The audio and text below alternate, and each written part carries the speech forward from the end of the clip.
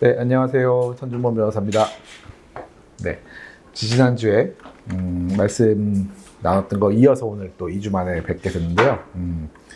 지난 시간에 저희가 이제 코리아 디스카운트 그리고 지금까지 이 우리나라의 기업 집단 그리고 기업에 대한 규제가 왜 실패했나 좀 우울한 얘기를 했어요, 사실.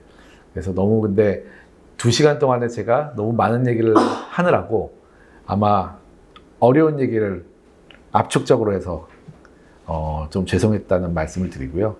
오늘은 조금 천천히 얘기도 하고 또 서로 대화를 하면서 저도 많이 또 아이디어를 얻고 인사이트를 얻어가려고 그렇게 생각을 하고 있습니다. 그러니까 오늘의 화두는 사실 이 문제예요, 사실은. 이거를 우리는 그 회장이란 말을 너무 잘 알고 있고 우리나라처럼 기업 집단의 그 사회적인 영향력 그리고 사회에서의 그 많은 역할을 하고 있는 그런 나라는 사실 없는 걸로 알고 있습니다. 우리나라는 심지어는 야구팀도 다 기업 집단의 이름으로 돼 있고 아파트도 기업 집단의 이름으로 돼 있고 양궁도 기업 집단 상태이죠. 네, 근데 뭐 그거는 뭐 있을 수 있는 것 같은데 좀 기업 집단이 굉장히 많이 발달해 있는 나라인데 우리가 그냥 회사의 대표는 어떻게 뽑아요? 회사의 사장은 어떻게 뽑아요? 라고 물어봤을 때는 법을 보고 우리가 답을 할 수가 있어요. 아, 그쵸. 주주총회에서 이사를 뽑고 이사회에서 과반수로 대표이사를 뽑고 그 대표이사가 어떤 회사의 최종적인 의사결정권을 갖습니다. 라고 이게 답을 할 수 있단 말이에요. 그러면은 우리 뭐 중학생이 이제 정치 경제를 배워가지고 우리 그럼 옆에 있는 뭐 이재용 회장님 뭐 이런 분들은 어떻게 뽑히는 거예요? 라고 물어봤어요. 그럼 우리는 답을 할 수 있나요? 못할 것 같은데. 그쵸? 그러니까 이게 너무 이상한 거예요, 사실은. 우리는 이 수많은 기업 집단들 속에 살고 있는데 그 기업 집단의 회장이 어떻게 뽑히는지를 몰라요. 어떻게 뽑히는지를 예를 들어서 그 뽑히는 방법이 막 여기저기 있다면 그거를 법으로 넣어야 되고 만약에 법 밖에 있다면 없애야 돼요. 그러니까 없애든지 법 밖에 넣든지 안에 넣든지 둘 중에 하나가 돼야 되는데 아무도 모르는 상태에서 깜깜이를 지금 하고 있단 말이에요. 요 이제 의문을 갖고 오늘 시간을 시작하면 될 것 같습니다. 그리고 이제 지난 시간에 좀 죄송한 마음에 지난 시간 거를 제가 복습을 또 할 예정입니다. 네, 지난 시간. 자, 지난 시간에 어떤 얘기를 했냐면 한번 오늘 2주가 됐기 때문에 사실 다 기억이 안 나죠. 안 나니까 한번 쭉 해보겠습니다. 그 지난 시간에 했던 게 뭐냐면 우리나라의 이 회사를 규율하는 법들, 회사법이라는 거, 상법이라는 게 과연 현실에서 잘 돌아가고 있나? 라는 질문을 해본 거죠. 그래서 왼쪽이 영국, 미국, 일본 같이 자본주의 시장 경제를 되게 오래 한 나라들의 법. 근데 이 법을 그냥 어린애, 1960년대 이제 막 사실은 시장 경제라고도 할 수 없는 이제 막 식민지에서 벗어나가지고 이제 막 경제를 키우고 있었던 그냥 꼬마 아이한테 입혀버린 거예요, 법을. 그때 당시에 영국, 미국 법 이런 것들은 정말 뭐 자본주의를 미국 같은 경우는 200년 동안 엄청 성숙하게 만들었고 일본은 사실 그렇진 않았고 자이바치 체제였지만 메가더가 들어와가지고 싹 다 분산시켜버렸고 그래서 어쩔 수 없이 미국식 법을 그냥 입어버린 그런 나라이고 하지만 경제 자체는 그때 선진국이었기 때문에 충분히 입을 수 있었고 근데 한국은 그런 전통이 아무것도 없는 상태에서 그냥 그들의 상법을 입어버렸다는 겁니다. 그래서 안 된다, 안 되는 상황이었는데 이제 기본적으로는 이 그림이 지난 시간에 저는 이제 많이 강조하는 그림입니다. 왼쪽이 이런 영국, 미국, 일본 같이 주주가 분산되어 있는 그런 나라는 이사회를 통해 가지고 법을 발전시킨 거죠. 이 나라들은 주주가 사장한테 일을 시키는 건데 주식회사라는 거는 사장이 지 맘대로 한다. 그리고 막 빼먹는다. 이걸 어떻게 할까를 고민을 한 게 이제 대리인 문제라는 거죠, 그렇죠? 대리인 문제를 해결하기 위해서 이제 이사회라는 이 제도를 만든 게 현대 주식회사 제도의 핵심입니다. 그래서 이사를 주주가 뽑아가지고 야 우리는 바쁘니까 우린 돈 낸 사람들이니까 바쁘니까 안 돼. 네가 직접 가가지고 계속 대표, 사장을 감시를 해라. 이 체제가 완성이 됐는데 이거를 한국으로 지배주주가 있는 주식회사인 거예요. 이게 중요한 거예요. 한국 사람을 욕할 게 아닙니다. 한국은 시장경제 자본주의 역사가 짧다 보니까 주주가 분산이 다 안 된 거예요, 아직. 안 돼가지고 아직 20% 30% 되는 지배주주가 남아 있습니다. 남아 있다 보니까 그리고 제도상의 뒷받침도 안 되는 거예요. 뭐 예를 들어서 집중투표제도 없고 또 한 명에 한 명씩 뽑고 다득표제도 없고 이러다 보니까 이상하게도 20, 30%밖에 없는 지배주주이지만 이사회 멤버들을 다 뽑고 있어 혼자. 다른 사람들이 잘 뭉치지도 않는 문제도 물론 있습니다. 그러다 보니까 이 지배주주 이사회가 원래 영국, 미국, 일본에서는 그래서 이사회가 굉장히 신뢰가 높은 기구예요. 그러니까 법이 다 이사회 중심으로 돌아가요. 아, 이사회는 믿을 만한 애들이구나. 그러니까 이사회가 어떻게 해야 돼? 이사회가 그래서 우리나라 법도 그걸 그대로 가져왔기 때문에 처음에는 모든 권한이 이사회에 집중돼 있습니다. 근데 우리나라는 그 이사회가 객관적으로 감시 감독하는 기구가 아니고 지배주주가 다 선임한 마치 자문기구처럼 돼 있어요. 그리고 그 중에서 사장이 뽑히기 때문에 이해관계라는 게 지배주주, 이사회 멤버들 그리고 대표이사 사장까지가 하나의 탄탄한 조직이 되는 건 좋습니다. 오히려. 왜냐? 대리 문제가 발생하지 않는다는 거예요. 여기서는 오히려. 그러니까 주주가 완전히 분산되어 있는 그 회사에서는 주주들이 관심이 없는 거예요. 이게 1930년대 미국의 상황이거든요. 주주가 완전히 분산되어 있으니까 그때 미국의 어떤 이 기업법 같은 책을 보면은 야, 우리 지금 주주는 소유자인데 소유자 몰래 이 사장들이 막 아무렇게나 자기 연봉도 올리고 투자를 막 이상하게 하고 한다. 이거 다 분산되어 있으니까 아무도 신경을 안 쓴다. 이게 문제였다면 지금의 오히려 지배주주가 있는 체제는 사장이 누가 회장님이 눈 부릅뜨고 있는데 빼먹습니까? 못하거든요. 못해요. 대부분 다 못합니다. 그래서 요 안까지는 오히려 잘 돌아갈 수도 있는데 지금 문제는 이 프린시펄이 일반 주주일 때 우리가 회사의 자본금 70% 이상을 댄 사람들인데 우리는 그럼 누가 대리하니? 그리고 오히려 지배주주가 빼먹는 문제가 생겨버리는 거예요. 그럴 때에는 70%의 일반 주주가 볼 때에는 우리는 그럼 우리의 돈은 누가 감시해주지? 우리의 이익은 누가 챙겨주지?라는 문제가 생겼다는 겁니다. 특히나 이제 그래서 이거는 구조적인 문제예요. 여기 써 있지만 지배주주가 있는 우리나라 대부분의 회사에서는 이해 충돌, 이익 충돌 문제가 핵심이 주주와 이사회와 사장 이렇게 되는 게 아니고 일반 주주와 나머지 지배주주의 집단이 돼버리는 겁니다. 사실 그렇잖아요. 이렇게 어렵게 설명해서 그렇지만은 우리는 다 알고 있잖아요, 이미. 그 일사불란하게 기업 집단으로 이루어진 사실 지배주주의 조직입니다. 그리고 각 회사별로 일반 주주가 투자를 해놓은 거예요, 사실은. 자, 그러면은 법이 달라야 되는데 이 법을 그대로 입혀놓으니까는 문제 해결이 안 되더라. 계속 지난 20, 30년 동안 이거 계속 문제가 있었던 거예요. 근데 특히 왜 최근에 이 문제가 더 주목을 받게 되었느냐? 코리아 디스카운트가 더 이상 이제 우리가 좌시할 수는 없다. 왜냐하면 이게 한국 경제는 계속 커지는데 한국의 주식시장은 그냥 계속 오르지도 못하고 똔똔인 거예요. 이게 이상하다. 경제가 커지면 주식시장의 자본시장 활성화돼야 되는데 왜 커지지가 않느냐 했더니 이제 거기에 대한 문제로 한국의 기업 거버넌스가 문제다. 거버넌스 문제라는 건 결국은 자 이런 거죠. 이걸 여러 가지로 설명하시는 분들이 있는데 자 우리가 생각하는 자본시장이라는 거는 저기에 우리 같은 일반 주주, 프린시펄이 일반 주주가 되는 노란색 부분에서 주식을 거래하는 사람들인 거예요. 왜냐? 지배주주는 시장에서 주식을 거래하지 않습니다. 그냥 끼리끼리 그냥 블록딜로 다 거래를 해요. 그러니까 이건 시장 가격이 형성되지가 않아요. 그러면 우리가 생각하는 코리아 디스카운트라는 건 어디서 벌어지는 거냐면 이 일반 주주끼리 주식을 사고 팔 때 벌어지는 겁니다. 그러니까 양상이 다른 거예요. 이 회장, 이사회, 사장으로 이루어지는 이 안에는 시장이 아니에요.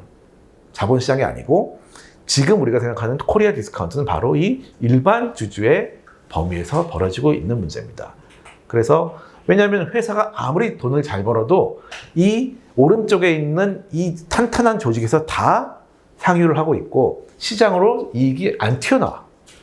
그러니까 주가가 싸. 이게 가장 간단한 이유입니다.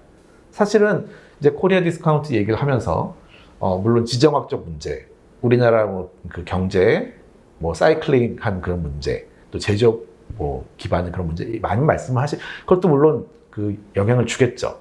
근데 지정학적 문제하고 전쟁 위험이라는 건 대만을 봐도 알 수 있어요. 대만의 주식시장이 우리나라의 2배, 3배입니다.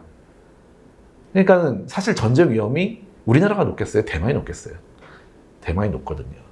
근데도 주식시장이 훨씬 활성화되어 있는 걸 봐서는 그 영향은 제한적인 것 같다. 그래서 자본시장의 관점에서 이제 회사를 다시 보자라는 것이 최근에 이제 5년 정도의 경향이고, 이제 그래서 이 경향이 도대체 어떻게 생겼는가, 왜 법이 지금 상법이 개정되고 계속 또 개정돼야 되는 이런 얘기가 나오는지를 이해를 하기 위해서 사실 제가 이제 한 5년 전부터 계속 얘기해 오는 게 지난 30년 동안의 슬픈 얘기였던 거예요. 그래서 내부 거래와 순환 출자를 통해서 성장했던 우리나라의 이제 대기업 집단이죠. 이것도 뭐 그렇게 하고 싶은 게 아니라 누구든지 창업을 하면 저렇게 됩니다. 그냥 법이 가로막지 않으면은 당연히 적은 돈으로 사업을 확장하고 싶어. 내 돈 내고 사업하고 싶은 사람은 없어요. 가능만 하다면 남의 돈으로 사업을 하죠. 내 돈은 쟁여놓고 남의 돈마다 사업하고. 이게 모든 창업자들의 꿈 아닙니까? 그런 거예요, 그냥. 자, 우리 계열회사 하나 더 만들어. 그리고 내부에서 거래해가지고 매출 올려.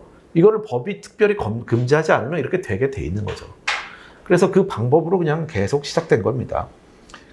자, 그런데 이제 IMF 때문에 거기에 대한 반성이 생긴 거죠. 야, 이거 안 되겠구나. 이렇게 선단식 경영이라는 게 되게 좋았다, 한때는. 왜냐하면 너무너무 조그만 애들끼리 그냥 꼬꼬마들끼리 모여있으니까 외국에 나가서도 막 깨지고 막 그랬는데, 이제는 야, 이렇게 모여가지고 가니까 뭔가 무시도 안 당하고, 그리고 돈도 좀 잘 모이는 것 같고, 그래.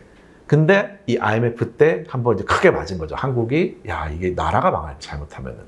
왜냐면 서로 예전에 우리 삼국지에 나오는 무슨 대전이죠? 적벽대전. 보면은 이제 배들을 다 묶어 놓으니까 한번 불을 확 쏘니까 불바다가 돼서 다 죽었잖아요. 그러니까 그 비슷한 일이 한국에도 일어날 수 있겠구나라는 게 이때 IMF의 교훈이 있었던 겁니다. 그래서 이제 정부가 자, 우리가 문제는 뭐냐면 이 두 가지야. 아까 했던 내부 거래와 순환 출자가 문제야라는 거를 이제 딱 찍은 거예요. 그래서 내부 거래는 이게 공정거래법과 세법으로 막아보자. 그리고 순환 출자는 금지하고 지주회사를 허용해보자. 이렇게 갔던 큰 2가지 이제 흐름이 있습니다. 그런데 이제 이 2가지 흐름이 결과적으로는 이제 두더지 잡기로 끝났다는 거예요. 슬픈 거는.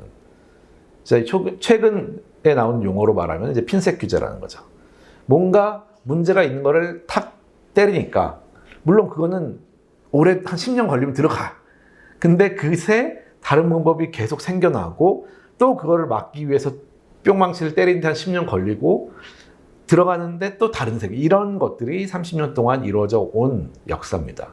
그래서 지금, 이제 지난 시간에 말을 했지만, 처음에는 이 개인회사, 계열회사한테 막 밀어주는 걸 했단 말이에요. 뭐, 거래도 하고, 자산도 주고, 뭐, 임대도 되게 싸게 주고, 아니, 돈도 싸게 빌려주고, 증자도 해주고 싸게. 여러 가지 방법으로 계열회사들을 밀어주는 것이 바로 선단식 경영이었습니다. 그런데 이제 금지한 거예요. 부당지원이다. 이거는 공정하지 않으니까, 유리하게 거래하지 마라. 라고 했어요. 그러니까 유리하게 거래하지 마라 하니까 모든 기업에 있는 대표, CFO는 어떤 생각을 하나요? 자연스럽게 유리하지 하지 말라고 그랬으니까 그러면 덜 유리하지 않게 하면 되겠네. 대신 그러면 너무 유리하지 않게 하면은 회장님한테 이익이 너무 조금 가잖아요. 그러니까 대신 많이. 너무 유리하지는 않게 많이 거래하자. 이게 이제 일감 몰아주기예요. 그렇죠? 일감 몰아주기가 별게 아닙니다. 이건 뭐 사람들이 되게 똑똑해가지고 막 만들어내는 게 아니고 계속 풍선 효과로 나오는 거죠. 일감 몰아주기를 하려면은 기본적으로는 각 계열회사에서 비슷한 것들을 모아야 됩니다. 그게 뭐 SI, MRO 이런 것들을 모아가지고 한 회사로 만든 것이 SI 업체들 많은 뭐 삼성 SDI, LG CNS 이런 것들이죠. 다 그런 회사들이 생겼고, 근데 그게 중요한 게 그 회사를 만드는 게 문제가 아니고 그 회사를 만들어가지고 모든 계열회사의 자회사를 만들고 지분 취득을 했으면 문제가 없는 거죠. 근데 그거를 이제 개인의 100% 자회사로 만드는 방법이 고안이 됐던 겁니다. 자, 그래서 이제 제일 대표적으로 이제 글로비스가 이제 그 방법으로 만든 회사인데, 자, 물류 서비스를 통해 가지고 100% 회사를 만들어 가지고 다 몰아줬어. 그러니까는 이 법이 깜짝 놀란 거죠. 야, 이 부당지원행위라는 걸 만들어 가지고 뭔가 잘 될 줄 알았더니 일감 몰아주기라는 걸 해가지고 이걸 확 그냥 피해가 버리네. 그래서 또 한 번 다시 핀셋 규제를 하려고 세 가지 방법이 나왔습니다. 일감 몰아주기도 현저히 유리한 거 아닌가? 그러니까 첫 번째. 두 번째는 이거는 조건이 뭐 유리하고 불리하고 문제가 아니구나. 지분이 높은 개인을 선택하는 게 문제였구나 해서 공정거래법에 새로운 걸 하나 만들기도 하고, 개인 지분율 높은 회사에 대해서 새로 행정규제를 만드는. 세 번째는 이건 행정규제로 하는 문제가 아니었구나. 회사법, 상법 문제였구나 해가지고 회사법에다도 비슷한 걸 넣어보자라는 게 이제 2009년부터 2011년까지 그때 이제 글로비스에 대한 손해배상 그리고 공정위 판결이 막 나오면서 그때 붐이 확 일어난 거예요. 이거 문제다. IMF 이후에 한 10년 만에 이거 문제다 해가지고 막 올라왔죠. 그래서 이제 근데 그것이 하나하나 지난 시간에 좀 어렵지만 설명을 해드렸지만은 결국 일감 몰아주기가 10몇 년 걸려가지고 2023년에 2년이니까 3년에 대법원 판결이 나왔지만 좁혔다는 거예요. 이게 일반적으로 그냥 일감 몰아주기가 다 문제라는 게 아니고 그냥 이 치즈 회사를 만들었는데 다 일감을 몰아줘가지고 처음에 망하지 않게 해줬던 그런 정도 위험을 제거하는 거는 현저히 유리한 거구나라고 대법원 판결이 나온 거예요. 그러니까 그러면 다른 것들은 어떻게 되는 거예요? 여기는 답이 없습니다. 그래서 지금 일감 몰아주기는 뭐 대기업은 이미 끝났고 다 중견기업에서 엄청 횡행을 하고 있죠. 그래서 자식들 회사 만들어가지고 몰아주는 것들이 너무너무 많아서 공정위가 일손이 부족할 지경이죠, 사실. 그리고 두 번째로는 거래 조건이 아니고 뭔가 이제 사익 편취 금지라는 지금 현 공정거래법 47조에 있는 그 조항을 만들어가지고 이제 이거는 그냥 문제가 아니고 개인 지분율이 30%, 그 다음에 이제 20%로 내렸습니다. 왜냐하면 개인 지분율 30% 이상인 계열회사에 뭔가 몰아주는 건 안 돼. 그런 걸 더 강하게 규제를 할게 했는데, 그러니까 또 회사들이 전부 다 29.9%로 맞추니까 한 번 더 내렸어, 이제 20%로. 그래서 지금 또 19.9짜리도 많죠. 그래서 이제 20% 이제 조항이 들어갔는데 그것조차도 이제 여기서 이 대법원이 철퇴를 내린 거예요. 왜냐면 공정거래위원회의 일에다가.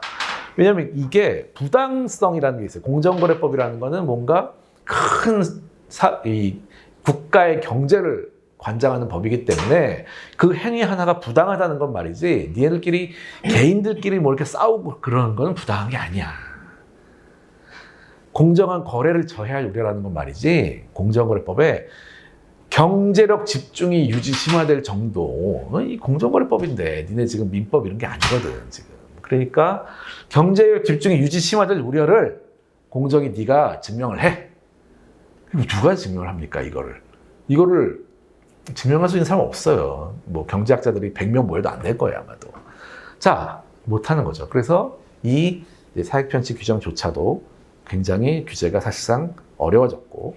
경제력 집중이 개념이 뭐냐라고 그 아무개 교수님들한테 물어보면 정치 경제를 좌우할 정도라는 거예요. 정책을 잘할 정도요? 네. 그러면 정말 삼성 정도 내야 돼요. 삼성이 여러 개 합친 정도, 삼성 정도는 가능하죠. 실제로 삼성은 국회를 이제 좌지우지하는 게 실제로 있으니까. 나머지는 아무렇게나 해도 실은 좌지우지가 불가능해요. 그러니까 이게 처음부터 이 공정거래법에다가 이걸 넣은 것 자체가 좀 이상한 거라는 이제 결론이 여기서 난 겁니다, 사실. 근데 물론 뭐 놀고 있지는 않기 때문에 상법에도 이런 게 들어가 있죠.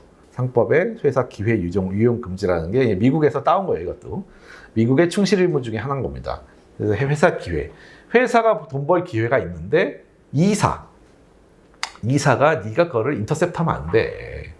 인터셉트하면 안 되라는 건 너무 당연한 거잖아요. 근데 이게 주주 충실 의무 중에 하나의 이제 그 요소예요. 이걸 넣었는데 이것도 옛날에 그 잘못 옷을 입힌 그 폐단을 다시 한번 반복한 거죠. 보세요. 2011년까지도 아직도 그거에 대한 개념이 없었던 거예요. 우리나라는 회장님 몰래 사장이 빼먹는 경우가 없어. 회장이 직접 빼먹는 게 문제지. 이거예요. 그러니까 여기 보면 주어가 이사는 이렇게 돼 있는 거예요. 이사가 회사의 기회를 유용하는 게 물론 그 미국 회사의 문제였어요. 왜냐? 주주가 분산돼 있고 아무도 관심이 없으니까 CEO 이사들이 알아서 막 해먹는 게 문제다. 그걸 그대로 가져왔어. 그러니까 우리나라에는 안 돼. 14년 동안 대법원 판례 하나 나오고 사실상 거의 적용되는 규정이 없습니다. 네, 없어요. 그리고 요건도 굉장히 모호합니다. 그리고 이거를 사전에 승인을 받는 거야. 사후에 승인을 받는 거야. 이것도 좀 애매해가지고. 근데 현실에 생각하면 되게 웃기죠. 어떤 이사가 제가 일을 하다 보니까 우리 회사에서 뭐 이런 사업 기회가 있네요. 근데 하실 겁니까? 아니면 제가 할게요. 이렇게 이사회에서 승인을 받으라는 거거든요. 이 말이 되는 겁니까? 굉장히 황당한 일이죠. 네. 법이 웃깁니다, 굉장히. 자, 그래서 거의 돌아가지 않는 법이 됐고요. 그렇게 이제 세계의 그 일감 몰아주기에 대한 그 문제는 다 사실 실패했던 거예요. 그리고 아까 처음에 했었던 이제, 야, 우리 순환 출자라는 게 또 우리의 경제에 큰 문제였어. 라고 하면서 지주회사를 그때 막 장려를 하다 보니까 지난 이제 20년 동안 우리는 머릿속에 순환 출자는 무조건 나쁜 거, 지주회사는 좋은 거라는 생각이 굉장히 박혀 있고 사실 뭐 공정위도 계속 그쪽을 장려를 하셨어요. 근데 중요한 거는 이게 우리가 생각하는 깔끔한 지주회사라는 거는 구글 같이 지주회사만 상장돼 있고 나머지가 다 100%로 저락 내려가는 이런 지주회사가 사실은 그나마 좋은 겁니다. 그나마. 왜냐하면 이것조차도 사실은 경제력 집중이 되는 거예요. 왜냐하면 이것만 갖고 있으면 다 될 수 있으니까. 근데 한국형 지주회사라는 거는 그렇지도 않은 거예요. 오른쪽을 보시면 지주회사도 상장돼 있고 자회사도 상장돼 있고 심지어는 손자회사도 상장돼 있습니다. 그러다 보니까 작은 돈으로 자회사까지 지배하고 손자회사, 그 증손회사까지 다 지배할 수 있는 굉장히 레버리지 효과가 높아진 거예요. 1을 가지고 100도 지배할 수 있는 구조입니다. 지금은. 그거는 뭐 그럴 수도 있지 않나 이럴 생각할 수 있지만 문제는 이런 거예요. 모든 사업을 할 때 그리고 여러분들 뭐 내기할 때도 마찬가지인 거예요. 내기할 때도 막 주장을 해요, 누가. 그럴 때 진짜 치열하게 하다가 마지막에 무슨 말 나옵니까? 돈을 걸어라. 그러면 진짜 네가 자신 있으면 돈을 걸어라 하잖아요. 돈을 받고 시작해라 그러면은 이게 중요하거든요. 자기 돈을 들여서 사업하는 거랑 자기 돈 들이지 않고 사업하는 거는 차이가 큽니다. 왜냐? 처음에 말한 대리 문제 생겨요. 자기 돈을 박아야 이해관계가 일치가 되는 거예요. 이게 망하면 나도 망하는구나. 그래서 자기 돈이 많이 박히면 박힐수록 이해관계가 일치되고 자기 돈 없이 경영하는 경영자는 대리 문제가 생기는 겁니다. 혼자 뭐 회사가 잘 되든 안 되든 나는 상관없으니까 고정급 받으니까 뭐 이렇게 나가는 거예요. 이게 대리 문제입니다. 1대 100이 돼버리면 그런 거예요. 나는 돈을 거의 낸 게 없으니까 이 회사들 잘 되는 건 난 큰 관심이 없네? 그럼 어떻게 될까요? 자기 이익을 취게 한다. 여기서 회사 잘 되는 게 중요한 게 아니고 내가 연봉 많이 받고 뭔가 내 사익 취할 게 없나를 계속 생각하게 되는 게 사람의 인지상정인 것 같아요. 다들 물론 착하신 분들이지만은 그 안에는 악이 숨어 있습니다. 네, 이기심이 있기 때문에 이기심을 발현시킬 수 있는 그런 구조입니다, 사실은. 그래서 그 승수 효과를 작은 돈으로 너무 큰 책임을 지지 않도록 하는 게 굉장히 중요한 거버넌스의 하나의 원칙인데, 자, 그래서 이게 우리는 순환 출자하고 지주회사, 지난 시간에 제가 강조했는데, 이 시간을 듣고 나면 이제는 순환 출자하고 지주회사를 그냥 맹목적으로 지주회사 좋다 하지 말자. 중요한 거는 순환 출자라도 이해관계, 이익 충돌이 없는 경우도 있을 수 있다. 다 100이면 상관없잖아요, 사실은. 근데 지주회사라도 이렇게 막 일반 지주가 막 섞여 있으면은 안 좋은 거다, 이거는. 이해도 충돌되고 작은 돈으로 너무 많은 지배력을 갖게 되는 문제가 있다. 이거를 너무 뭐 크다 작다의 문제라기보다는 경영이 잘 안 되는 거예요. 관심이 없어지는 거예요. 내 돈 안 받았기 때문에. 내 돈 안 받은 사람이 경영하는 상황이 되는 겁니다. 그래서 이제 한국의 문제점, 규제 방식이라는 게, 특정 지배주주를 중심으로 우리는 기업 집단을 정의하고 있어요. 내부거래소는 짧지만 지배주주가 있고 뭔가 이 지배주주가 영향력을 미치고 있는 회사들은 다 계열회사라고 하거든요. 근데 이런 나라 없습니다, 사실은. 외국에는 다 어떤 연결 재무제표나 이런 재무제표에 포함된 회사를 계열이라고 하지, 이렇게 뭔가 사람을 중심으로 영향력 행사하는 데는 없어요. 그게 이제 우리나라에 있는 이 공정거래법상 동일인이라는 어색한 말인데, 동일인이라는 거는 한 명이라는 뜻이 한 명. 동일한 한 사람. 동일한 한 사람이 사실상 그 사업 내용을 지배하는 회사의 집단을 계열회사. 직원 총수라고 쓸 수 없으니까 그냥 이렇게 막.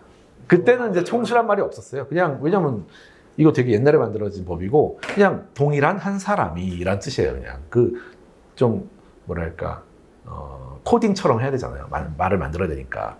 동일한 한 사람이 굉장히 중립적인 용어를 써가지고, 동일한 한 사람이 사실상 그 사업 내용을 지배하는 회사의 집단을 말한다. 뭐 우리는, 저도 뭐 일할 때 그냥 그렇지 뭐 동일인이 그렇게 이해를 하고 있는데, 이제 오늘의 강의가 여기서부터 시작이 됩니다. 자, 그 다음에 문제가 이제 사실상이라는 말이 있단 말이에요. 또 여기에 대해서 사실 저도 크게 문제의식을 갖지 않고 지금까지 많이 살아왔는데, 사실상 그 사업 내용을 지배한다는 것이 되게 무서운 말입니다. 무법지대라요, 무법지대. 법이 없어. 지배를 하는데 절차도 없고 요건도 없고 아무것도 없어. 그냥 어떤 방식으로든 영향력을 행사하고 있으면 그거는 계열회사야. 무섭지 않습니까? 무서워요. 그래서 이거를 어떻게 한번 고쳐볼까? 이거를 어떻게 하면 좀 법 안으로 집어넣어 볼까가 오늘의 이제 또 수장님께서 또 이 자리를 마련해 주셔가지고 저도 계기가 되었고, 생각해볼, 기존에 생각했던 것들을 한번 열심히 정리는 해봤지만, 오늘 말씀드릴 것들은 사실은 저도 정리된 거 아니에요. 막 지금 발전시켜 나가고 있는 중이어서, 또 마지막에 시간이 좀 있으면 같이 얘기도 많이 해봤으면 좋겠고, 무서운 사실상이라는 말을 어떻게 도대체 이제 법안으로 집어넣을 거냐. 법이 없다. 이거예요. 법이 없어. 무법지대. 자, 아이들이 물어봅니다. 회사는 어떻게 운영해요? 그러면은 상법을 봐. 상법에 거기 다 주주총회, 이사회 뭐 다 있어. 거기 써 있는 대로 하면 돼. 그럼 회사가 상장을 했어요. 그럼 뭐가 달라져요? 그럼 그건 자본시장법에 있어. 자본시장법 가면 이게 이제 상장이라는 거는 일반 주주가 대중이 들어오는 거라서 더 보호를 해줘야 되고, 더 엄격하게 뭔가 되고, 주주권도 더 쉽게 행사할 수 있게 해줄 거야. 왜냐면 큰 회사니까. 그러면 여러 회사들이 합쳐진 그룹이라는 건 어떻게 운영해요? 라고 했을 때 볼 법이 없네요. 볼 법이 없어요. 하지만 우리는 세 글자를 알고 있습니다. 사실상 운영돼. 그룹은 말이야, 사실상 운영되는 거야. 우리나라 법에 그렇게 써 있어. 네. 이게 섬뜩한 단어입니다, 사실은. 다시 이제 이거 돌아오는 거예요. 다시 수미 일관식으로 다시 이제 와서. 자, 회장은 어떻게 뽑아요? 어떻게 뽑아야 돼요? 그러면 회장은 어떻게 뽑아야 되나요? 한번 여기서 얘기를 이제 하고 또 지나갈게요. 사실상 하지 말자고, 이제 저희 사실상 뽑지 말고 아버님 뽑는 거죠. 아버님 뽑나요? 사실상 아버지가 뽑아. 네. 아니 뭐 아버지 뽑으면 나쁜 건 아니에요. 그러면 아버지 뽑는다고 법에 쓰면 돼요. 선대 회장이 지명한 자가 회장이 된다. 근데 이게 웃으시죠? 공정위가 작년인가 재작년에 그 이제 재작 3년 전인가 4년 전에 쿠팡에 김범석 씨가 범킴이 동일인이 아니야 해가지고 난리가 났었어요, 한번. 쿠팡이 이제 자산 초기에 올라가가지고 동일인 지정이 돼야 되는데, 범킴이 미국인이에요. 그러니까, 그리고 누가 그 동일인 되고 싶은 사람이 없거든요, 사실. 왜냐하면 그냥 기업만 하면 좋은데 사돈의 팔촌을 다 탈탈 털기 때문에 너무 싫어. 그래가지고 범킴이 이제 들리는 말로는 진짜 모든 방법을 동원해가지고 이걸 빼라 라고 했다는 거예요. 그래서 그때 그 지정 하여튼 되는 전날까지도 된다고 하는 기사가 나오다가 발표 때 빠졌어요, 범킴이. 그러니까 뭘 어떻게 했는지 모르겠지만. 롯데도 지금 사실상 지배회사가 일본에 있는 거 아닌가요? 그렇죠. 네. 근데 이제 쿠팡은 원래 달라요. 쿠팡은 원래부터도 그 미국의 회사를 만든 다음에 100% 자회사로 한국 법인을 만들었습니다. 쿠팡의 처음 법인 이름이 뭔지 아세요? 포워드 벤처스 LLC 한국 지사예요. 네, 이거는 제가 예전에 일하면서 진짜 소장을 봐가지고 합니다. 소장 고소장이었나? 하여튼 같이 제가 재직 중인 회사와 같은 그 소송 사건이 관련인 적이 있어가지고 알게 됐죠. 포워드 벤처스 LLC가 미국에 있는 회사 델라웨어주 법인이었고, 그거의 100% 자회사로 한국 지사가 있었던 겁니다. 그게 이제 쿠팡 LLC가 되고, 쿠팡 LLC 한국 지사, 이제 쿠팡 주식회사 되고 이렇게 바뀐 거예요. 그러니까 원래부터도 미국 회사였어요, 쿠팡은. 근데 이제 쿠팡이라는 회사를 우리가 이제 대규모 기업 집단으로 지정을 하고 싶고, 그럴 때 김범석 씨를 동일인을 해야 되는데, 그때 김범석 씨를 동일인 지정 안 한다고 하니까 네이버가 난리가 난 거예요. 예? IT야, 똑같은 IT인데 우리 이혜진 의장은 지분율도 5%도 안 되고 아무런 지배력이 없는데 맨날 동일인 지정해가지고 괴롭히면서 왜 범킴은 빼주냐, 엄청 화를 내더라고요, 네이버 사람들이. 근데 이해가 돼, 그죠? 이해가 돼. 어쨌든 그때 그래서 공정위가 하도 시달려가지고 안 되겠다 이제. 왜냐하면 동일인도 사실상 지정하고 있었거든요, 아무런 기준이 없이. 그러니까 그냥 지침 만들어, 이제 기준을 만들자고 해가지고 동일인 지정에 관한 지침이라는 걸 만들었습니다. 근데 이제 그거를 제가 초안을 딱 봤는데, 이제 입법 예고가 나와가지고 봤는데 너무 창피해가지고 이거를 영어로 번역하는 순간 진짜 대한민국의 국격은 나락을 간다, 진짜. 이게 그런 생각이 드는 거예요. 왜냐하면 거기 동일 지정 기준 1, 2, 3, 4, 5가 있었습니다. 잘 기억 안 나지만 이제 1, 2, 3, 4까지는 그래도 뭐 이해는 되는 거예요. 근데 5번인가에 아까 말씀하신 그게 있었어요. 가족들이 사실상 회장으로 지정한 사람. 그래서 이건 좀 너무한 거 아니야, 진짜. 가족회의, 그 주주회의라고 써있기는 하여튼 그 뜻이에요. 가족들이 모여가지고 회장으로 지정한 자라는 거예요. 지난번 발표에 그게 있었어요. 있었나요? 네. 그래서 이제 그거를 이제 막 의견을 냈었습니다, 그때도. 야, 이건 너무 심했고, 제발 철회해라 했는데, 이제 지침이 되긴 됐어요. 약간 단어가 바뀌었죠. 네. 그래서, 하여튼 그렇습니다. 회장 어떻게 뽑아요에 대한 얘기였어요, 그게. 동일인, 그때는 뭐 이제 공정위가 만든 지침은 뭐 체계적으로 그렇게 뽑는다는 얘기는 아니고, 결국은 그냥 뭐 회장이라는 이름을 가지고 있는 자, 뭐 이사회 의장인 자, 뭐 등등등 몇 개가 있었습니다. 어떻게 해야 되나요? 회장 어떻게 뽑아야 될까요? 아이디어 좀 있으십니까?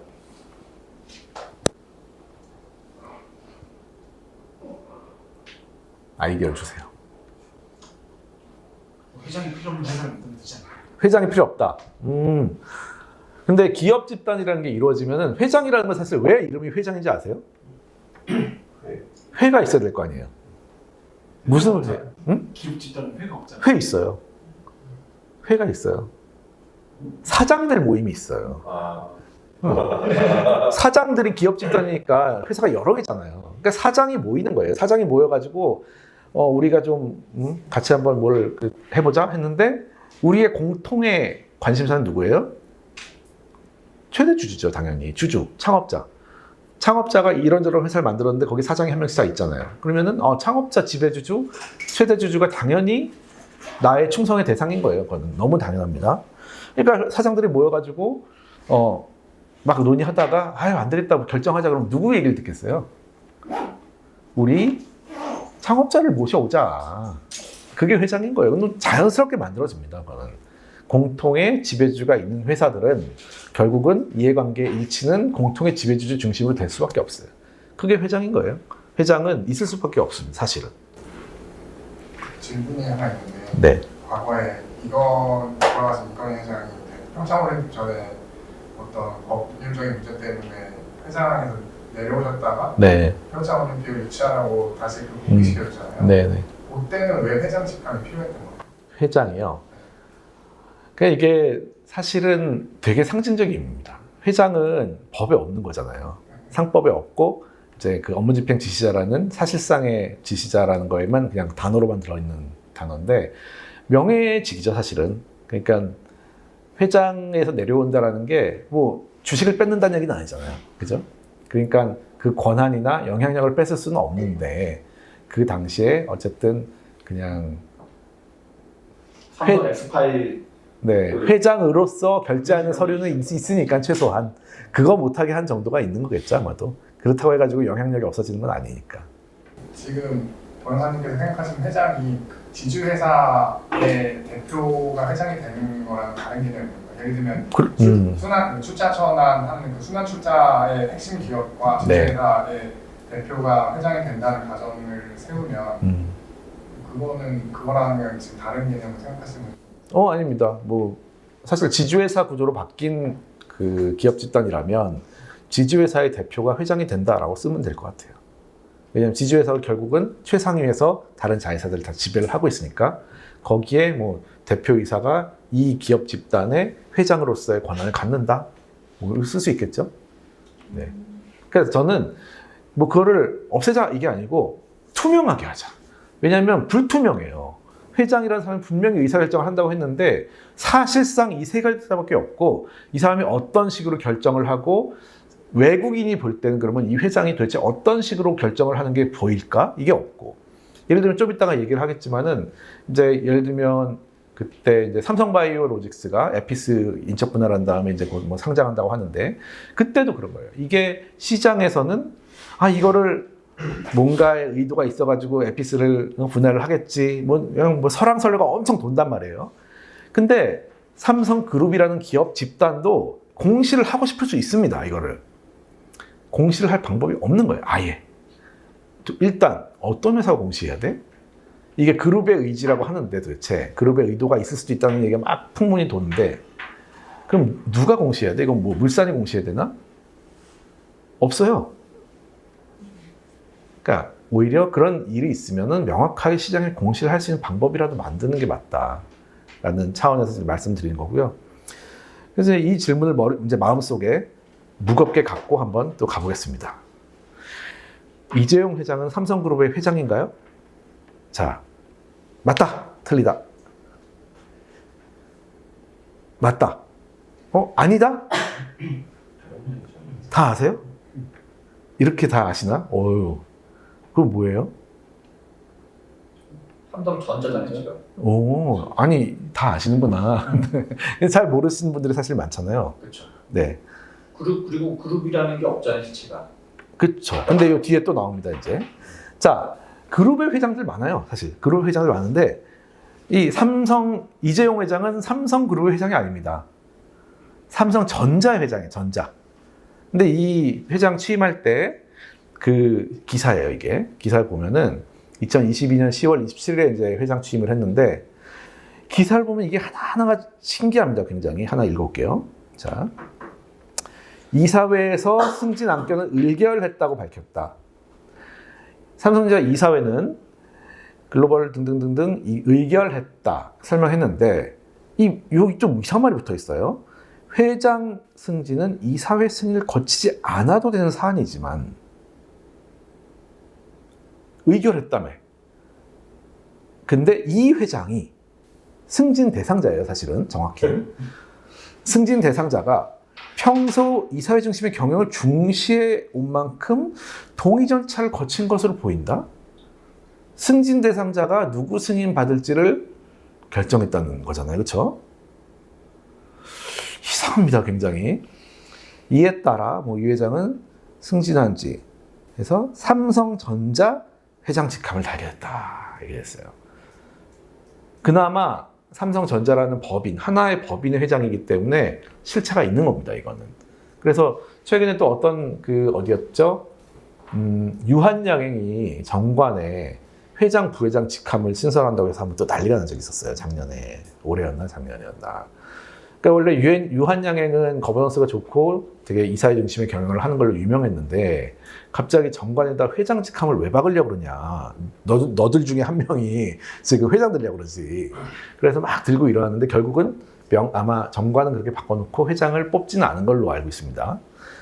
그러니까 뭔가 회장이라는 게 의미가 있는 거예요, 우리나라에서는 지금.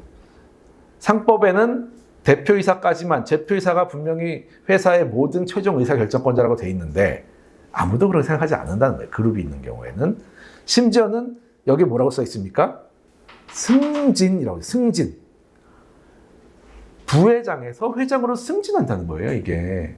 그러니까 이게 얼마나 법이랑 현실이 다른 겁니까? 뭐든지 맞추는 게 저는 좋다고 생각하는 거예요. 법이 잘못돼 있다. 뭐가 잘못되는 게 아니고 현실이 이렇다면 법에 쓰자는 거예요. 그룹에 회장, 부회장 이런 게 있고 그거 어떻게 뽑히고 어떤 권한을 갖고 있고 해야지 처음 보는 사람들이 와도 그걸 알지 않겠느냐. 자, 또 보세요. 이런 기사가 있습니다.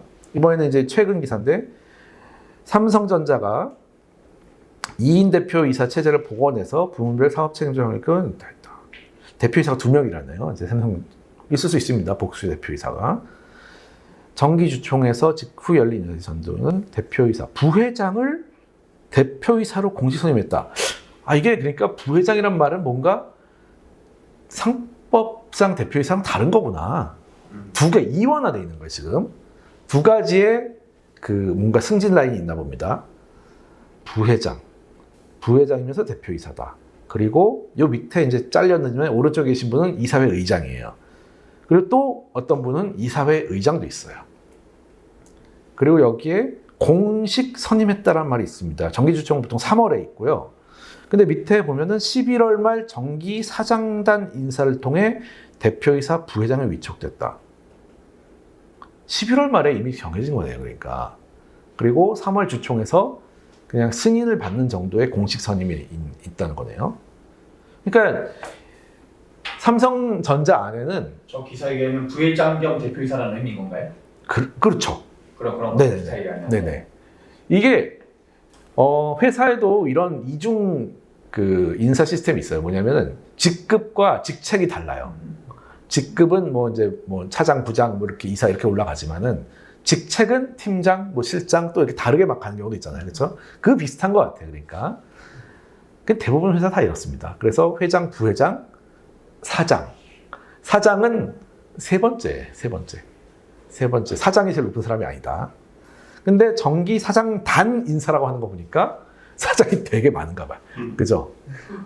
회사가 여러 개가 아닌데 사장은 또 되게 많아. 이게 희한합니다. 이게 우리나라에 이 전 세계 아무데도 이런 데가 없을 것 같은데 원래가 사장님 되고 뭐 인플레가 있었는지 뭔가 인플레 계속 사장 시켜줘야 되니까 아마 사장이라고 만든 것 같아요. 계속 충분히 이해합니다. 그래서 보세요. 이제 또 2025년 정기 사장단 인사라는 걸 제가 또 가져왔어요. 뭔가 했어요. 쫙 이제 사장단 인사를 했는데 사장이 한 20몇 분 계시더라고요. 전자에. 근데 보면은 이 사장들 프로필 해가지고 이제 쫙 써놨는데 이분은 파운드리 사업부장 사장. 부장이네요. 부장이 사장이네. 그 다음에는 전략 담당, 부문 전략 담당. 이 장도 아니네. 담당인데 사장이네, 여기는. 부문장 아니에요. 부문장이 아니고 부문의 담당 사장. 파운드리 사업부 CTO 사장. CTO란 말은 치프란 뜻, 치프. 네, 치프 테크놀로지 오피서. 그러니까 그 기술 책임자, 그 최고 기술 책임자인데 사장인 경우도 있고. 실장 사장, 마케팅 실장이구나, 이분은. 실장이 또 사장이고, 단장도 사장이고. 이게 지금 외부에 처음 이 조직의 어떤 거버넌스를 보면은 이해를 할 수가 없겠죠. 이게 다 뭐지? 이게 지금 이 사람들이 다 비등기 임원인 사장이라는 게 이렇게 지금 복잡하게 돼 있고요. 네. 그래서 여기서 말씀드리기로는 두 가지다. 지금 우리가 생각하는 회장, 부회장, 사장, 뭐 전무, 상무 이런 쭉 우리가 그냥 평소에 모든 사람들이 일반적으로 생각하는 게 있지만 법에는 이런 말이 하나도 없어요. 대표이사, 이사, 여기 보면 전무이사, 상무이사란 말이 있긴 합니다. 대표이사, 이사, 감사 또는 집행임원으로 뭐 줄줄 이렇게 할 수 있어요. 그러니까 이게 안 맞는다는 게 중요한 겁니다. 안 맞는 게 중요한 거는 불투명하고 이걸 하나하나 글씨로 이제 회사에서 일을 해보신 분은 알겠지만은 깔끔하게 문서로 소통이 되면은 이 커뮤니케이션 코스트가 안 들어요. 근데 만약에 이게 써있지만 진짜가 아니라는 그런 문화가 돼버리면은 하나하나 가서 다 물어봐야 돼, 이거를. 이게 맞아? 그 회의 엑셀 맞아? 그러면서 일이 엄청 복잡해집니다. 아마 이해하시겠지만은. 투명하지 않아요. 투명하고 간결하지 않기 때문에 굉장히 복잡하고 일이 잘 안 되는 구조로 돼 있을 수 있거든요. 그러니까 보이는 것과 실제가 같아야 되고 그 실제가 실제로 돌아가는 거여야 돼요. 근데 이제 한국적인 문화가 저도 회사 생활을 좀 해봤지만은 좀 그렇지 않은 게 있어요. 분명히 회의에서는 그냥 좋은 말만 하다가 결정은 뭔가 뒤에서 이루어지고 그럼 회의는 왜 하는 거예요 대체? 회의하고 회의록 만들고 발표하고 PT하고 회의록 만들고 오케이 해가지고 끝났는데 결정은 뒤에서 이미 이루어져. 이런 게 너무 많아요. 왜 그런지 모르겠어요. 그러니까 우리나라 회사들은 조직들은 회의에서 뭐를 결정하는 적이 별로 없습니다. 희한하게도 그런 문화인지 모르겠어요. 자, 또 이번에는 자 신세계 회장은 누군가요? 정영진. 정영진 맞나요? 이명희? 동의가 바뀐 거. 신세계 회장 누구예요? 이명희 씨. 나. 정용진 씨다. 정유경 씨다. 자, 답이 나올 겁니다. 자, 이게 작년 3월이네요. 이제 신세계 정용진 회장이 승진을 했는데 승진을 회장은 승진하나 봐요. 승진. 누군가. 근데 승진을 했는데 그 전 회장이 총괄 회장이 되어버렸어. 이게. 총괄 회장이 회장보다 높아 보이죠? 뭐 총괄하는 거잖아요. 그래서 상황 같잖아요. 그럼 누가 회장이야 도대체 이거는? 진짜 회장 누구예요? 이명희 엄마가 아직도 이게 또 이 뒤에 기사를 제가 잘랐는지 모르겠는데 이게 명예회장하고 총괄회장이 다르답니다. 명예회장은 이제 일을 안 한다는 뜻인 것 같고, 네, 그러니까 진짜 명예직인가 봐요. 근데 총괄한다는 거는 나는 명예직이 아니야라는 뜻을 쓴 건가 봐요. 자, 총괄회장으로 됐다는 건 그러면 정용진 씨 입장에서는 아직도 엄마한테 허락을 받아야 된다는 뜻인 것 같아요. 그래서 이게 회장 승진을 했지만 아직도 위에 있는 이런 경우 회사에서도 많잖아요. 사실은 승진시켜줬는데 아직도 위에 보스가 계속 남아있어.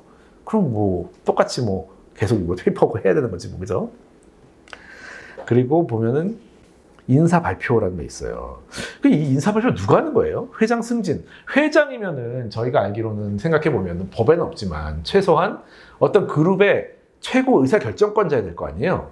그럼 이거를 승진을 인사 발표 인사권자는 누군가요?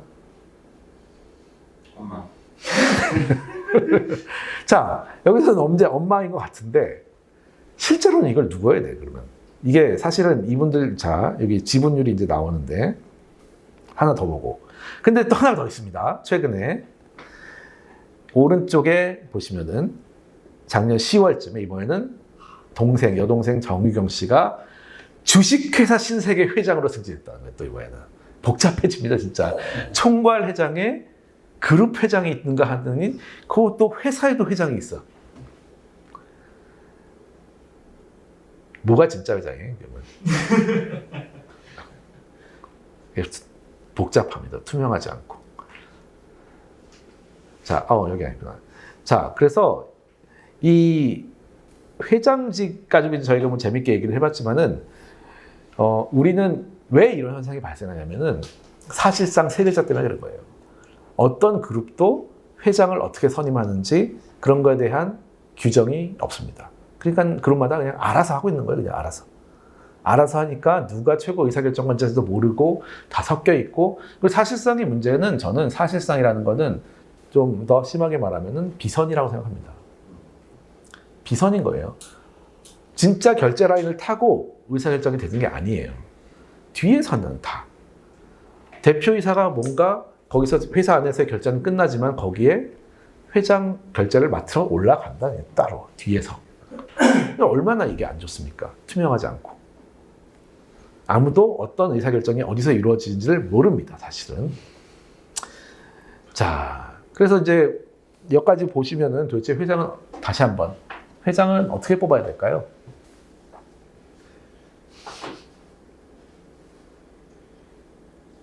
회장이가 말고 정의부터 해야 돼요. 정의. 네, 정의는 어떤 그룹, 기업 집단의 전체적인 의사 조율이나 의사결정이 필요할 때 그런 의사결정을 하는 사람이어야겠죠.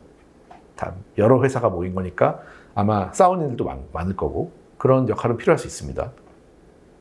왜냐하면 똑같은 브랜드 신세계를 달고 있는 회사들이 되게 많은데 하나는 이렇게 하고 싶고 하나는 저렇게 하고 싶은데 또 신세계라는 브랜드가 있으니까 또 모아야 될 수도 있는 거잖아요. 그렇죠? 뭐 그런 역할을 할 수 있죠.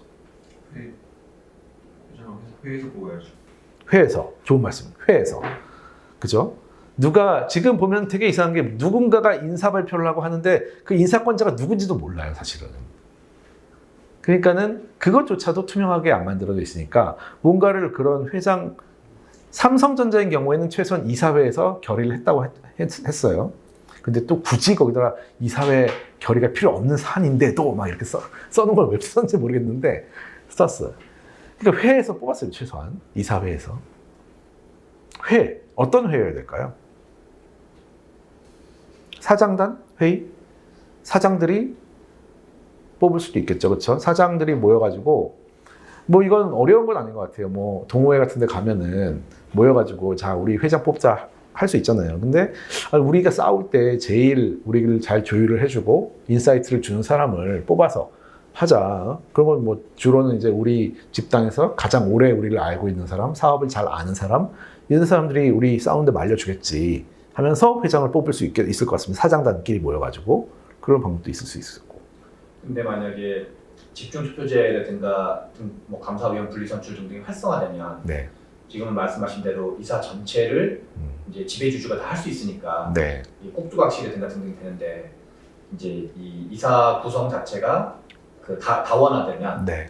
그때는 이제 그 내부에서 충돌이 발생해서 오히려 좀 그 절차를 제도화, 투명화, 그 절차화하는 게 약간 그때는 필요해지지 않아요. 지금은 실은 불필요한 거잖아요. 다 똑같으니까. 그럴 수 있습니다. 네. 네. 그러니까 지금은 이사회에 그냥 뒤에서 몇 마디 얘기하면 예. 실수하는 거니까. 그러니까 오히려 더 빠를 수도 있죠. 그렇게 네. 하는 게. 굳이 막 뭐 우리끼리 다 하는데 다 알잖아. 이렇게 할 수 있는 지금 구조에 맞아요. 근데 만약에 계열회사마다 일반 주주가 선임한 이사들이 한두 명씩 들어오기 시작한다. 그리고 뭐 이제 외국인 투자자도 오고 뭐 기관 네. 투자자도 오고 뭐 펀드도 오고 연기금도 오고 막 그러면 근데 그러면 확실히 그럴 수 있어요. 뒤에 또 이제 우리가 케이스를 볼 텐데 항상 여기서 충돌하는 게 이사는 되게 불쌍해요. 지금 우리나라의 기업 집단 이사들은 너무 불쌍한 게 그룹에서 내려오는 지시가 있단 말이에요, 분명히. 근데 나는 이 회사의 대표야, 법적으로는. 이 갈림길에서 고민하는 경우가 되게 많단 말이에요. 특히나 이제 내부 거래 같은 거에서. 그럴 때 이사는 어떻게 해야 됩니까? 그 문제가 있죠. 그러니까 선출이 다원화되고 네. 상법 개정이 워킹된다고 가정하면 그때는 이제 실제로 그러면 이제 회장을 어떻게 뽑느냐에 대해서 개별 이사회의 다른 이사들도 관여를 할 수 있냐. 그렇죠. 또는 다른 주주들도 이 회장을 뽑는데 어떻게 관여를 할 수 있느냐. 이런 이제 이슈가 생기겠죠. 네. 실제로 이제 독일 같은 경우는 그런 거에 대해서 이제 어떤 절차가 있는데 뭐 계약을 한다든지 이렇게 할 수도 있고 그런 걸 만들자는 겁니다. 그래서 어떻게든 우리에 맞는 이게 우리나라의 기업 집단 구조가 세계적으로 독특하기 때문에 외국 걸 잘 가져오기가 힘들어요, 되게. 그냥 우리가 우리 문제 해결해야 돼, 사실은. 네, 그렇습니다. 자, 그래서 이제 삼성 얘기를 오늘 좀 많이 하는데 대표적인 기업 집단이죠, 사실. 삼성전자의 지배구조 굉장히 단순하게 만들고 있어요. 근데 이제 우리는 무의식적으로 이 지배구조, 거버넌스, 그룹 거버넌스를 이런 식으로 표시를 합니다. 자, 지분율을 이렇게 표시하죠. 뭐 이정 회장이 이렇게 지분을 갖고 있고 5% 갖고 있고 근데 여기서 뭔가 되게 빠져 있는 게 있어요, 사실은. 뭐가 빠져 있을까요? 이사회. 그렇죠? 요 그림에서는 숫자에서만 딱 볼 때. 왜 이렇게 표시를 해요? 어떻게? 다 파란색으로 이렇게 발라버렸는데 나중에 이제 그림으로 저도 표현을 해봤는데 19.93이면 말이에요. 나머지 80이 있다는 얘기잖아요, 여기에. 그러면 파란색으로 표시하면 돼요, 이거? 이만큼만 파란색이에요. 쭉 다른 색입니다, 사실은. 5% 일반 주주가 하나도 표시가 안 됐다는 거예요. 그러니까 우리가 무의식적으로 이 공정거래법도 마찬가지고 이 기업들이 계열이고 하나의 이해관계를 갖고 있는 것처럼 착각을 하게 됩니다. 하지만 전혀 하나의 이해관계가 아니에요. 이거는 제가 그림을 이걸 표현하고 싶어가지고 여러 번 시도를 하다가 이제 실패를 했는데 뭐냐면 지배주주를 따라 나오는 하나의 나무 가지나 핏줄 같은 게 쭉 있고 다른 가지마다 다른 색깔 열매들이 막 붙어 있는 그런 형국이어야 돼요, 사실은. 그죠? 왜냐면 아까 말씀드린 것처럼 회장을 중심으로 하는 그 조직은 탄탄합니다, 굉장히. 탄탄하고 일사불란하게 움직여요. 하지만 그게 전부가 아니라는 거예요. 그거는 나뭇가지나 그런 핏줄같이 하나의 라인을 이루고 있지만 각 가지마다는 다른 이파리도 많이 붙어 있다라는 거를 꼭 생각을 해야 되고요. 또 이제 저는 이제 이렇게만 그리는 그 구조도가 조금 또 착시를 일으킨다고 생각하거든요. 뭐냐면 이렇게 봐야 돼요. 왜냐하면 그룹마다 중심 회사가 있습니다. 이렇게 보면은 왜 뭔가 어디가 중요한데 어디로 모여있지가 잘 안 보이잖아요. 그렇죠? 사실은 삼성전자가 가장 크고 압도적인 회사예요. 시가총액이나 뭘로 보서나. 이렇게 보면은 왜 이렇게 모이고 있는지가 이제 보이죠, 사실은. 그래서 다른 회사들의 어떤 구조도를 볼 때 공정위가 그렇게 안 그리고 있지만 최소한 뭐 매출액이나 이런 걸로 다르게 그려보잖아요. 그러면은 흐름이 보입니다, 사실은. 어느 쪽으로 이익이 몰려가는지, 어느 쪽의 지분이 더 중요해지는지. 지금 이렇게 보면은 제일 중요한 거는 삼성전자를 향하는 지분인 거예요, 이제. 이렇게 봐야지만 보입니다. 삼성전자를 향하는 지분이 누가 몇 프로 가지고 있는지가 이제 쭉 보이는 그런 그림이죠. 근데 이 삼성전자를 중심으로 이제 볼 때 최근에 이게 올해 초였죠. 올해 초에 이런 일이 하나 있었어요. 삼성 바이오로직스 이제 분할을 한다고 했어요. 이게 좀 뜬금없이 갑자기 나왔는데 어디에 붙어 있는 회사냐면 여기에 이제 삼성전자 바이오로직스라는 이제 그 바이오시밀러라는 그 뭐랄까 파운드리 같은 회사죠. 그 의뢰를 받아가지고 그 바이오 의약품을 만들어내는 그런 회사입니다. 그래서 이 회사가 삼성전자와 삼성물산의 자회사로 되는 거예요, 그렇죠? 그래서 이렇게 지분을 갖고 있어요. 그리고 바이오에피스는 요거의 100% 자회사였고 이게 뭐 이제 삼성물산 합병과 관련해가지고 요번에 무죄 판결 난 그 굉장히 중요한 하나의 흐름이었죠. 자, 요 회사를 이렇게 쪼갠다는 거예요. 이게 이제 일단 우리나라 회사 쪼개고 막 이러면 그냥 일단 굉장히 힘들어 합니다, 다들 시장에서는. 자, 바이오로직스라는 100% 회사가 에피스를 들고 있었는데 인적 분할을 한다고 했어요. 인적 분할은 저희 지난 시간에 좀 배웠죠. 그 주주가 똑같이. 자, 이 그림도 사실 잘못된 거죠. 이게 제가 못 그리고 가져온 건데 바이오로직스는 이렇게 주주가 되어 있지 않습니다. 어떻게 되어 있어요? 일반 주주가 이만큼 붙어 있죠. 예. 그러니까 다른 주주가 지금 표시가 안 돼버린 거예요, 지금. 자, 바이오로직스 주주가 있고, 저쪽으로 에피스 홀딩스가 쭉 떨어져 나간다고. 이렇게 해서 쭉 떨어져 나가는 거예요, 이렇게. 옆으로. 인적 분할. 인적 분할인데, 희한한 인적 분할이었어요. 이게 사실 저는 법적으로 허용 안 돼야 된다고 생각하는데, 옛날부터 사업이 없는데 인적 분할을 자꾸 해요. 주식만 가지고. 이게 좀 이상합니다. 인적 분할은 원래 사업 두 개가 있으면 그 사업 두 개를 이렇게 분할하는 게 원래인데 사업과 요 바이오 에피스라는 걸 가지고 있는 주식을 분할하는 거예요. 이게 이제 작년에 두산도 똑같이 이렇게 하다가 이제 중단된 건데 이렇게 하면서 옵션이 하나 더 생기는데 뭐냐면 삼성 바이오 에피스라는 요 회사가 인적 분할되었지만은 네네. 저기에 이제 요걸로 해야겠다. 네. 에피스 홀딩스라는 것이 생기면서 이렇게 잘려진 거예요, 여기서. 잘려진 게 이렇게 나오면서 요 바이오 에피스가 오른쪽으로 갑니다. 근데 여기에 신설 자회사라고 돼 있고 여기 삼성 바이오 아메리카라고 있지만 이게 약간 착시가 있는 거예요. 이거는 사실은 점이에요. 없어요, 지금. 거의 없고 신설 자회사 없어요, 지금. 그러니까 이건 없다 생각하고 요거밖에 없는 겁니다. 하나밖에 안 달려있는 홀딩스예요. 그렇다는 거는 결국은 그냥 이거 하나라는 얘기예요, 하나.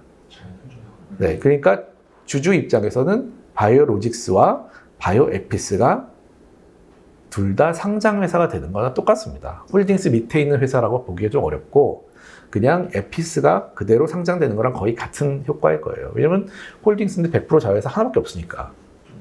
네.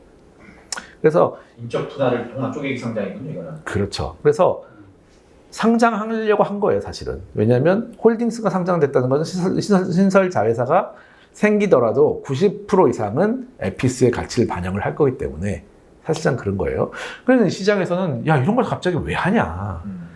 설명을 어떻게 했냐면 몇 년도에 있었던 일이에요? 올해 초에 있었죠. 올해 초에. 네. 올해 초에 있었는데 시장에서는 아니 갑자기 이런 거 왜 합니까? 했을 때 설명을 하기로 이게 바이오로직스라는 회사는 의뢰를 받아가지고 그 TSMC처럼 반도체 의뢰 받아가지고 만들어서 주는 회사잖아요. 그렇죠? 파운드리라는 게. 이거는 바이오 의약품이라는 거를 의뢰를 받아, 설계도를 받아가지고 공장에서 만들어가지고 주는 회사야. 근데 밑에 에피스라는 회사는 신약을 만드는 회사야.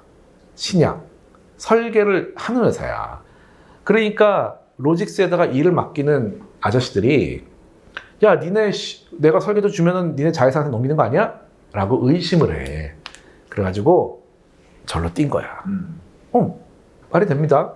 그래서 그렇구나 했는데 이렇게 뛰어보니까 좀 사람들이 또 막 짱구를 굴려요. 뛰어도 어차피 삼성 계열사인데 그거 달라졌어? 자회사로 있는 거랑 옆에 있는 거랑 뭐가 달라? 어차피 니네들끼리 다 하나잖아. 이게 진짜 어려운 게 전문가가 아니면, 이 바이오 의약품이라는 걸 전문가가 아니면 그 업계가 실제로 어떻게 돌아가는지 잘 몰라요. 그래가지고 시장에서는 야, 이거 모르겠고 니네 그러지 말고 뭔가 그리고 아마 로직스에서도 그 IR 그리고 기자간담회를 하면서 뭐 그룹 얘기를 좀 했던 것 같아요. 그래서 그룹 차원에는 뭐가 없었고, 그 없었다는 걸 네가 어떻게 알아? 그러니까 그럼 없었다는 거를 당신이 말할 게 아니고 뭔가 그룹이라는 거에서 말을 해야 되는 거 아니냐. 근데 사실은 아까 말씀드린 것처럼 그럴 만한 제도적인 기반도 없습니다, 지금은. 그럼 어쩔 수 없는 참 진퇴양난인 거예요, 이 사람들도. 자, 그래서 이때는 분할 왜 하냐라는 게 되게 설왕설래가 많았어요. 근데 자, 이런 이제 생각을 해보는 겁니다. 이게 뭐 이제 여러 언론에서 나온 얘기인데 삼성전자가 이제 이렇게 큰 회사고 지금은 아까 말했듯이 물산과 전자가 이렇게 두 개가 들고 있는 회사예요. 그리고 바이오로직스가 이 정도에, 이게 아마 제가 매출액 기준으로 그린 겁니다. 그리고 에피스가 있고 아까 그 아메리카라는 건 사실 실체가 없어요, 거의. 그래서 이렇게 돼 있는 거예요, 사실은. 이렇게 돼 있는 회사를 의약품 위탁 생산 CDMO로 하고 이제 복제약 개발, 신약 개발하는 회사라서 이게 문제가 있다 해서 뛴다고 하는 거예요. 이해 충돌이 있다는 거예요. 그래, 이해 충돌이 있을 수 있겠지. 이렇게 하는 겁니다. 자, 어떻게 바뀌는지 보이시나요? 인적 분할이 이렇게 되는 거예요. 그래서 뛰었더니 홀딩스라는 회사가 하나 생기고 바이오에피스가 오른쪽으로 옮겨갔죠, 그렇죠? 다시 이렇게 있다가 착 이렇게 바뀝니다. 그래서 네, 이렇게 로직스가 있고 밑에 그대로 달려 있다가 짠 하면은 홀딩스라는 걸로 아까 요 합쳐져 있었던 요 두 회사가 합쳐져 있었던 게 잘라진 거고, 잘라진 A, B 중에 B 쪽으로 에피스가 간 거예요. 뭔지 아시겠죠? 이렇게 했다가 짠 이렇게 가요. 그러니까 사실상 요거는 하나밖에 없기 때문에 이제 요거 하나인데 인적 분할이기 때문에 로직스도 물산전자가 갖고 에피스 홀딩스도 물산전자가 갖는 그런 구조가 됩니다. 여기까지 보이시죠? 그리고 이제 이게 쪼개기 상장 그 물적 분할과 같은 어떤 100% 자회사이니까 거기에 대한 우려를 해소하기 위해서 이제 5년 내 상장 안 하겠다라고도 말씀을 하셨어요. 근데 얘는 상장 안 하지만 얘는 바로 상장될 거예요. 홀딩스는. 근데 좀 홀딩스도 성장하고 바이오 에피스도 성장하면 안 하겠다는 거예요. 그거는 5년 내. 그러니까 5년 지나면 하겠다. 뭐 그건 알 수 없는 거죠. 근데 어쨌든 홀딩스는 상장됩니다. 이제 올해 가을에 있을 거고. 사실은 상장회사 두 개가 생기는 거예요. 네. 그러니까 이게 우리가 아까 지주회사 순환출자 문제에서도 나왔지만 그냥 단순하게 와 순환출자 나빠 지주회사 좋다 이렇게 해버리니까 지주회사에 있었던 그 수많은 이상한 것들이 안 보이잖아요. 근데 엘젠솔 이후에 물적 분할이 나빠라는 또 프레임에 갇히다 보니까 대중이 인적 분할은 또 괜찮아 이렇게 생각하는 거예요. 하지만 요번에 또 이제 파마 리서치 때도 그랬지만 인적 분할도 그 이후에 어떤 일이 벌어지냐에 따라서 달라지는 겁니다. 물적 분할도 그 자체 문제 없어요. 상장을 하니까 문제인 거지. 근데 이해 충돌 해소가 되는 건가? 약간 이제 까리까리한 달 차에 무슨 의도가 있길래 이런 걸 하는 걸까라는 이제 궁금함이 항상 생깁니다. 이제 이걸 깨달은 거예요. 이게 사실상 바이오 에피스 상장하는 거구나. 사실상. 왜냐면 신설 회사라는 거 있지도 않고 아직 별 계획도 없는 것 같으니까. 사실상 상장의 효과야. 이런 얘기를 하는 거예요. 이거 그러면 이제 정권이 바뀌어가지고 옛날부터 이제 삼성생명법이라는 게 뭐냐면 좀 이번에 요 뒤에도 또 나오는데 삼성생명이 예전에 보험을 막 열심히 팔아가지고 그 돈으로 전자주식을 많이 샀어요. 예, 근데 전자가 너무 잘 돼. 사업이 너무 잘 돼가지고 막 가치가 막 올라가요. 근데 이제 보험업법상으로는 보험회사가 투자한답시고 어디다 몰빵을 하면 안 되잖아요. 그렇죠? 그래서 일정 규모 이상의 주식을 보유할 수 없습니다. 분산분리죠. 네. 분산분리. 그래서 이제 그 조항이 근데 당연히 시가로 평가를 해야 되는데 삼성생명만 장부가로 지금 돼 있다는 거예요, 지금. 근데 이제 이걸 계속 개정해야 된다. 왜 삼성만 특혜 주냐 이런 얘기가 너무 많기 때문에 언젠가는 될 거라고 이제 생각을 하나 봐요. 그때 그러면 이 생명이 들고 있는 전자주식이 8.51%고 지분 가치가 한 30조 되는데 지금 이거를 그냥 그러면 소위 외부에 팔아? 그러면 어떻게 되냐? 이재용 회장의 삼성전자 제일 크고 잘 나가는 전자에 대한 간접 지배력이 없어지는 거예요. 날아가잖아요. 그렇죠? 이거는 지배주주 입장에서 있을 수가 없는 일이죠. 그러니까 이게 이제 그룹이 됐을 때의 그룹의 이익이라는 게 이거예요. 지배주주의 이익을 위해서 계열회사들이 일을 한다는 거죠. 근데 이거는 지배주주 관점에서 보면 사실 문제가 없어요. 근데 그것 때문에 다른 일반 주주 이해관계가 다 충돌을 하니까 문제인 거지. 이거를 그럼 계열회사 중에 어디가 사가야 될 거 아니냐, 이 돈이. 그거를 여기서 만들려고 한 거 아니니라는 기사가 났습니다. 삼성생명법이 통과되면 그럼 이제 어디 주가가 오르는 거예요? 결론적으로. 생명. 그거 한번 우리가 연구를 해봐야 될 것 같습니다. 자, 삼성생명 전쟁이 붙게 되는 거예요. 생명이 한번 생각해 보세요. 그러면. 자, 진짜 궁금한데 생명이 이 주식을 팔아야 되는 상황이 생겨요. 근데 로직스하고 에피스가 둘 다 상장되니까 여기서 돈을 마련해요. 해가지고 요 돈으로 물산이니까 그럼 요거를 물산이 이제 사간다는 거예요. 그러면은 어디가 주가가 올라야 되나요? 물산. 물산은 아니죠. 물산은 사는 주체고 돈을 만드는 거는 싼 바람. 요 밑에가 돈이 커져야 되는 거네요. 그렇죠? 그리고 요 주식가 값은 싸죠. 싸야 돼. 이렇게. 그런 이제 상황이 아니냐라는 루머가 많이 돌고 있었고요. 생명고의 전자부식을 이제 물산이 사와야 된다면 진짜 이렇게 에피스가 엄청 커지면 좋은 거. 그러니까 이게 그룹 내에서 자원의 배분이 에피스가 커지겠네요, 그러면. 뭐 이게 사업이 가서 자기 맘대로 잘 되지는 않습니다.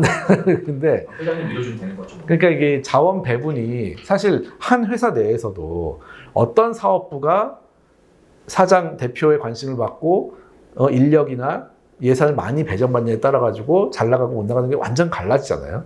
그룹도 똑같다는 거예요. 왜냐하면 하나의 경제적 그 지배주주 라인에서는 똑같기 때문에. 그러면은 뭐 인력이나 뭐 자원이나 이게 가능한 방법을 통해 가지고 뭐 SK 이제 ENS하고 뭐 합병하듯이 SK 같은 경우도 배터리를 밀어주고 싶으니까 막 합병하고 하면서 엄청 거기에 밀어주잖아요. 잘 될지 언제 모르지만. 그러니까는 이 지배주주의 관점에서 보면은 보인다는 거예요. 지금 이것만 봐도 바로바로 다 아실 정도로. 중요한 거는 우리가 기업 집단 문제를 볼 때 기업 집단의 자원 배분이 이런 지배주주의 이해관계에 따라 이루어질 수밖에 없습니다, 사실은. 누가 회장이 돼도 똑같을 거예요. 똑같아요. 그런데 문제는 아까 제가 이 지분도에는 그려지지 않은 게 있다고 했어요. 파란색 사람들만 있는 게 아니에요, 이 안에는. 이 안에는, 자, 뒤에 그림이 또 나오는데, 이 안에는 이 10% 밖에 있는 사람들, 그죠? 상장회사들이 다. 그러니까 수많은 다른 주주들의 이해관계가 엮여 있습니다. 이제 그걸 꼭 생각을 해야 되는 거예요. 이게 하나의 파란색 기업 집단이 아니에요. 또 두 번째, 최근에 이제 지지난주죠. 지지난주에 또 이런 얘기가 있었어요. 그 회계 기준은 이제 이한상 원장님이 생명이 옛날에 그 보험 팔아가지고 삼성전자하고 화재 주식을 엄청 사놨는데 그거에 대해서 지금 회계 처리 이상하게 하고 있다, 지금. 그 주장을 엄청 세게 하셨습니다. 예, 지금 뭐 삼성 때문에 회계 원칙이 다 무너진다 이러면서 그 얘기를 누가 했다고요? 이한상 회계 기준 원장. 네. 그날 이제 포럼을 열어가지고 아주 강하게 이제 비판을 했고, 요번에 반기 보고서 나올 때 이거 제대로 안 하면 내가 진짜 뭐 강제하겠다? 회계 기준을 강제할 수 있나요? 잘 모르겠는데. 그렇게까지 이제 하셨어요. 근데 제가 가만히 들어보니까 어려운 문제는 아니더라고요. 어려운 문제는 아니고, 보험을 팔았는데 그게 유배당 보험이 뭐냐면 보험료를 좀 비싸게 받으면서 나중에 뭐 보험 사고 발생했을 때도 주지만 이거는 주식을 사가지고 우리 주식 투자를 하겠다. 투자를 해가지고 그만큼 팔아가지고 이익 나면은 배당을 주겠다. 이렇게 말한 거예요. 근데 이제 그걸 가지고 삼성전자 주식을 그때 그 옛날에 70년대, 80년대에 샀는데 전조 너무 잘 됐어. 근데 안 팔아. 배당을 내놓으라고 했는데 안 내놔. 이게 문제가 되는 거예요. 이게 누군가는 결자지를 해야 되는 문제인데 사실 그때 그걸 사면서 전자가 이렇게까지 큰 회사가 될 줄 몰랐겠죠, 당연히. 어느 정도 그냥 잘 되는 정도, 잘 되라고 했겠지만 너무 커지다 보니까 이거를 줄 돈이라고 해버리면은 부채잖아요. 그럼 생명회사의 부채로 이런 돈을 잡아야 된다는 거예요. 1년에. 그래서 이러면은 재무 상태 너무 안 좋아지고. 그러니까 생명 입장에서도 진퇴양난일 수 있다. 하지만 회계적으로는 계속 예외가 발생하고 있다는 거더라고요. 처음에는 분명히 배당을 주겠다고 해가지고 그렇게 보험을 팔았는데 이제는 안 판다고 하는 거예요. 안 판다. 왜냐하면 판다고 해버리면은 이 돈을 부채로 잡아야 되니까. 줄 돈. 팔아서 줄게. 라고. 근데 아니야, 우리 이제 안 팔 거야. 라고 하면은 이 사람들은 보험 계약자들은 뭐냐. 그러니까 양쪽이 다 갈 수가 없는 길이 돼버렸어요. 판다 해버리면은 부채 잡고, 안 판다 해버리면은 이 배당 안 주는 사람들 어떻게 해야 되나. 그런 문제입니다. 지금 진퇴양난이에요. 누가 해결해, 이거 지금? 누가 해결해야 돼요? 이거 누가 해결해야 돼요, 지금? 아까 바이오로직스 이것도 있고, 생명 이쪽에 오른쪽도 있고, 이거 누가 해결해야 됩니까? 이게 결국은 기업 집단의 공통적인 이해관계를 갖고 있는 지배주주 이재용 회장밖에 해결을 못하는 거예요, 사실은. 누가 임직원하고 이해관계가 없습니다, 전혀. 임직원 뭐 내 지배력도 아니고 아무것도 아닌데 뭐 그냥 이렇게 꼬여 있어요, 지금. 그러니까 지주회사로 안 돼 있긴 하지만은 계속 이렇게 지배주주를 위한 결정을 하다 보면 계열회사마다 이상한 일이 계속 발생할 수밖에 없어요. 이거는 필연적이에요. 왜냐? 이해관계가 다 다르니까. 거기다가 생명 같은 경우는 주주뿐만 아니라 보험계약자까지 얽혀버린 거예요. 주주만 해도 복잡해요, 사실은. 주주만 해도 엄청 복잡한데 보험계약자까지 얽혀버린 상황입니다. 전자를 갖기 위한 거예요, 결국은 다. 왜냐면 뭐 다른 회사 크지 않잖아요. 지금 이제 일부러 이렇게 표시해보니까 딱 보이죠. 전자가 제일 좋은 회사가 나의 지배력이 높으면 좋겠다는 거니까 그걸 위해서 생명도 전자주식 샀고 물산도 전자주식 샀고 이제 좀 그림이 보이시죠? 그래서 이런 기업 집단의 문제를 사실상 해결하고 있다 보니까 아무런 규칙도 없고 법도 없고 이런 계속 기존의 법이랑 부딪히고 그냥 끝도 없이 나오는 거예요. 계속 나올 거예요, 아마도. 뭐 신세계도 아까 얘기했으니까 좀 간단하죠, 신세계는. 이제 지분 구조가 싹 정리가 됐습니다, 이제. 이마트 쪽은 정영진 그룹 회장, 그 다음에 그 신세계 쪽은 정유경 주식회사 신세계 회장, 그리고 이명희 총괄 회장, 이 회장 세 분이네요. 그래서 이렇게 쭉 정리가 됐는데, 자, 이렇게 동일인 중심 규제를 하다 보니까 기업 집단 정의 자체가 엄청 복잡합니다. 이거 그래가지고 원래는 계열회사를 따진 이 기준이 있는데 대기업 집단은 너무너무 복잡하고 하나하나 따지기가 힘드니까 공정위가 다 지정을 해주죠. 4월 1일 날 탁탁탁 해가지고 네가 계열회사야 라고 지정을 해줘요. 그렇게 지정을 해줘서 기업 집단. 근데 사실상 지배를 하고 있는 거를 쭉 하다 보니까 하나하나 기준 다 이상해요, 사실은. 그냥 법 같지도 않고. 이런 기업 집단. 사회통념상이네, 사회통념상. 아, 네. 사회통념상. 그러니까 이거는 막 쓰다가 보니까 다 쓸 수가 없잖아요. 그러니까 그냥 네가 그룹이라고 생각하는 애들은 다 그룹이야라는 거예요, 결국은. 재밌는 개념입니다. 네. 그냥 너 삼성 달고 있으면 다 삼성이야. 이런 뜻입니다, 결국은. 그래서 이런 참 웃지 못할 지금 법이 계속 되고 있고, 근데 이런 게 지금 한두 개가 아니고 25년에는 상호 출자 제한 집단이라는 거는 이제 원래 10조였는데 이제 이게 GDP 기준으로 바뀌어가지고 지금 2025년 기준으로는 11조 6천억 이상. 그 공시 대상은 그보다 작은 5조 이상. 집단이 92개, 46개, 합치면 130개가 넘고 거기에 자산 총액이 6천조가 넘어요. 그러니까 이 기업 집단이라는 것들이 우리나라에 얼마나 많고. 공시대상과 상호출자 제한은 다른 개념인 거죠? 그렇죠. 공시대상이 좀 작은 5조. 집합인 거에 아니면 별개예요? 별개입니다. 5조부터 11조 6천억 사이가 공시대상. 그 다음에 상호출자 제한은 11조 6천 이상. 11조 6천억 이상 기업 집단만 해도 46개, 우리가 모르는 게 많습니다. 들어보지도 않은 데가 많아요. 이렇게 공정위는 e그룹go.kr 가시면은 정말 잘 돼 있어요. 이거 우리나라의 웬만한 정부기관 사이트 중에 저는 제일 좋아합니다. 굉장히 깔끔하고 굉장히 잘 돼 있어요, 진짜. 모든 통계가 다 있습니다. 근데 그냥 그것만이에요. 끝이야, 거기서. 사실상 이루어지고 있는 현상을 예쁘게 보여주만 주고 있어요. 그 안에서 무슨 역학관계가 있는지, 이해관계가 있는지에 대해서는 관심이 없고 건드리지도 않아요, 사실은. 왜냐하면 사실상 세자로 끝나 있으니까. 그리고 이제 계속 그렇게 커지다 보니까 여기 보시면 총수일가 지분. 총수란 말도 저는 마음에 안 들어요. 총수는 원래 조폭도 쓰는 말이래요. 총수. 그러니까 제일 우두머리. 내란 수계에서 우두머리를 바꿨는데 총수 좀 바꾸면 안 되나, 진짜? 어감 너무 이상하지 않아요, 진짜?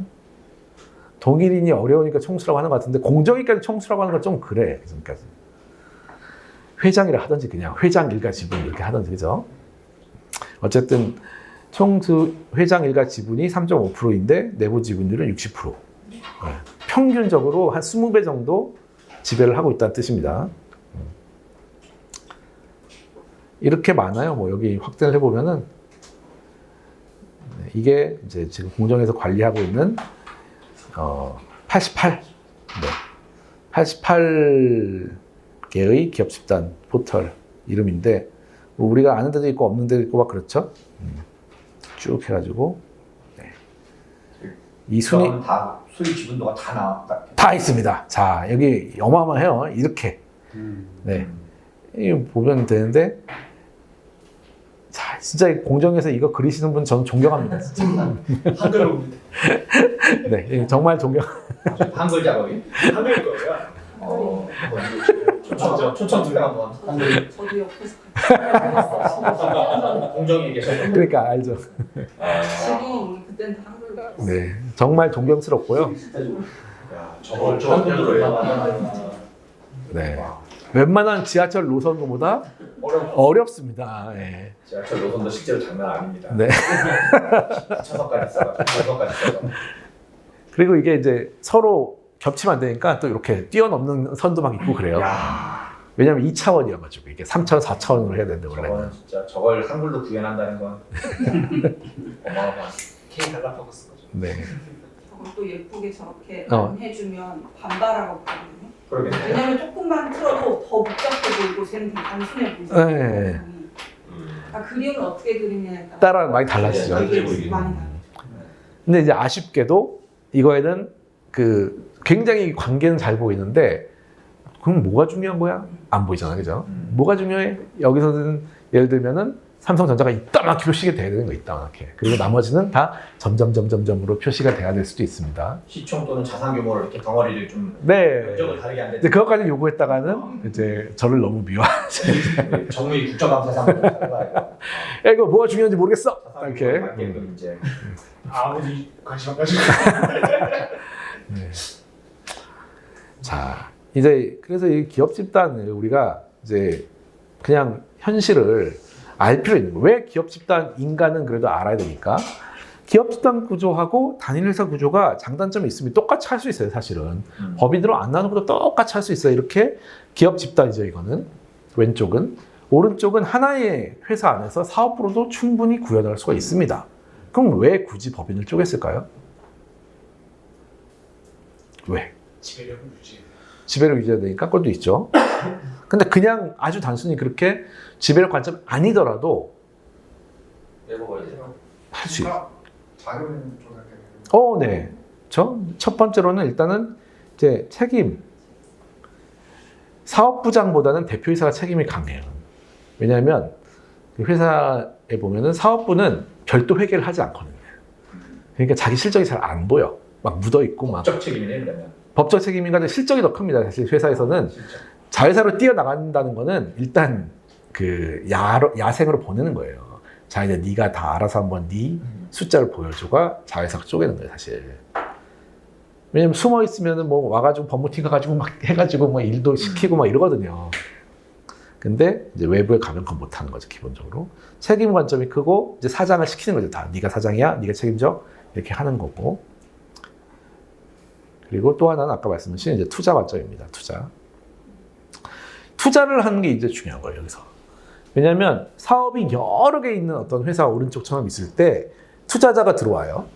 그런데 투자자는 보통 지배주주는 막 사업을 넓히면서 A 사업, B 사업, C 사업을 하고 있지만 투자자는 그걸 다 투자하고 싶진 않아요, 보통은. 왜냐면 공부해야 되니까. 이걸 다 어떻게 공부해가지고 그리고 불확실성 높고. 하나에만 투자하고 싶어요, 보통. 그러니까 야, 이거를 나는 X 사업부, A 사업부에만 투자하고 싶다. 이게 좋아 보인다. 투자하고 싶어 할 때는 쪼개야 됩니다. 법인을 쪼개야 돼요. 계좌를 나눠야 되는 거예요. 그렇죠? 그런 의미로 많이 법인이 분리가 됩니다. 실제로. 그래서 요거는 이제 좀 어렵지만 결국은 이 현정은 이제 현대엘리베이터 현정 회장 케이스인데 한번 이사가 되어 보는 거예요. 우리가 그룹의 이사 한번 돼볼 거예요. 그룹의 이사가 돼서 이런 경우에는 도대체 어떻게 판단해야 될까라는 거를 해볼게요. 현대 엘리베이터에 이제 이사한 거예요, 우리가. 현대 엘리베이터라는 회사는 현대 계열이에요. 작은 현대 그룹. 이제 다 쪼개진 이후에 현정은 현대 그룹이고 현정 회장이 지배주주로 있습니다. 근데 엘리베이터는 한 1조 정도 매출 내는 그래도 중견 되게 우량한 회사예요. 근데 밑에 예전에 현대 상선 HMM 지금의 이라는 아주 큰 회사가 있었습니다. 한 몇 배 이상 매출 내는 회사를 23.7%를 들고 있어요. 우리 회사가 자회사로 들고 있어요. 지금 그런 이제 빙의가 되셔야 돼요. 이사예요. 현대벨트 이사. 상선 좋은 회사죠, 그렇죠? 해운 업하는 아주 좋은 회사를 갖고 있어요. 근데 우리 현대 계열사는 현대 엘리베이터의 48% 정도 주주인데 여기 신들러라는 외국계 주주가 하나 있어요. 얘는 국제적인 엘리베이터, 에스컬레이터 1위 회사예요. 우리나라에 잘 안 알려있지만 가장 큰 회사입니다. 여기가 35%를 들고 있어요. 이런 상황에 이제 우리가 이사입니다. 근데 이게 그냥 그렇게 단순하지가 않아요. 이 아까 23.7% 있었는데 이렇게 보면은 다른 데 있어. 이게 원래 현대그룹이다 보니까 중공업, 현대 옛날에 있었던 그런 회사들이 막 쪼개서 다 갖고 있어요. 순환출자 구조였기 때문에. 그리고 이 상선에 대한 경쟁자가 너무 많으니까 이 현대 계열에서는 상선을 경영을 하기 위해서 지배력을 갖기 위해서 외국계 금융기관, 국내 금융기관한테 야, 나 좀 도와줘. 지분이 좀 약해. 얘네들이 지금 너무 세가지고 합계가 한 38%까지 올라오니까 나 혼자는 안 돼.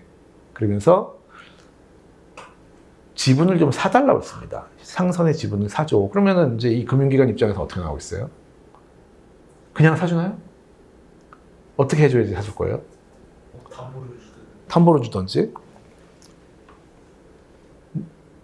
내가 손해보면 어떡할 거야. 주식을 사는데 주가 떨어지면 어떡할 거야가 제일 먼저 나오겠죠. 주가 떨어지면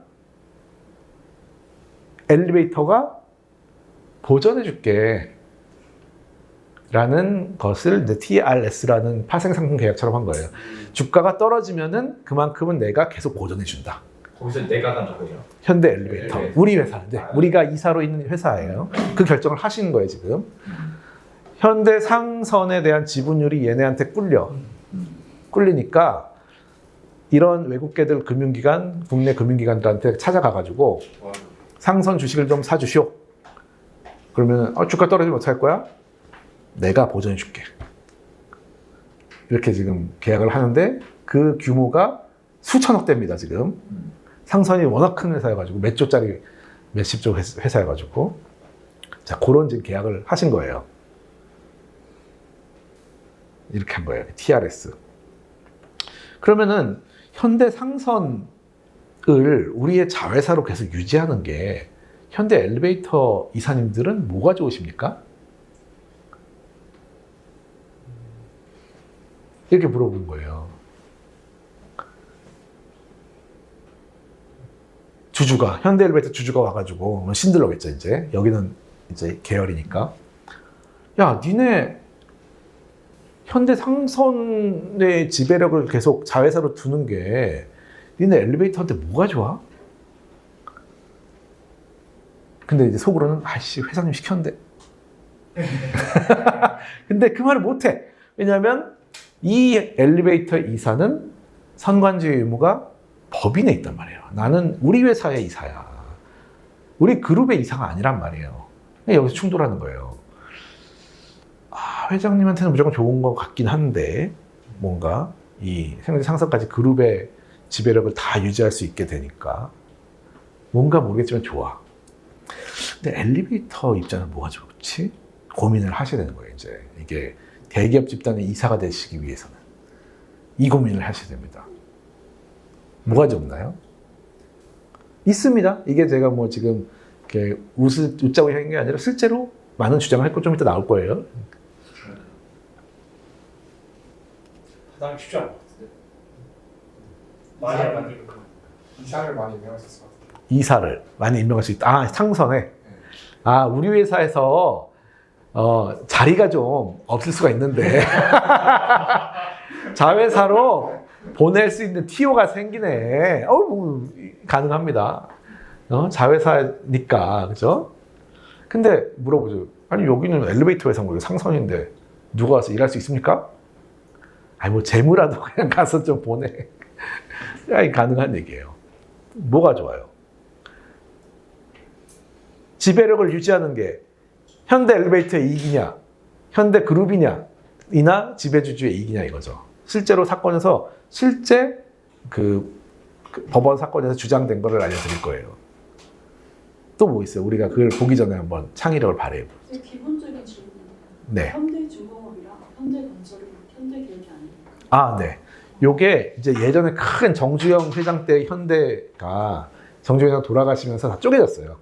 그래서 현대차, 현대중공업, 현대건설은 이제 아예 계열을 빠지고 형제들끼리 이제 지분이 달라진 거죠. 지분이 다 달라지면서 나눠져서 뭐 KCC 이런 식으로 쭉 다 나눠져서 지금은 요때 현대계열이라는 거는 이제 그 첫째 아들에게 좀 안 좋게 돌아가셨던 그 이제 회장님의 사모님인 현정은 회장이 하고 있었던 작은 현대그룹입니다. 그래서 계열이 달라요. 대한 자신의 그 지배력을 강화하기 위한 방법밖에 안 일신시킨 건 아니에요. 뭐 이제 그렇죠.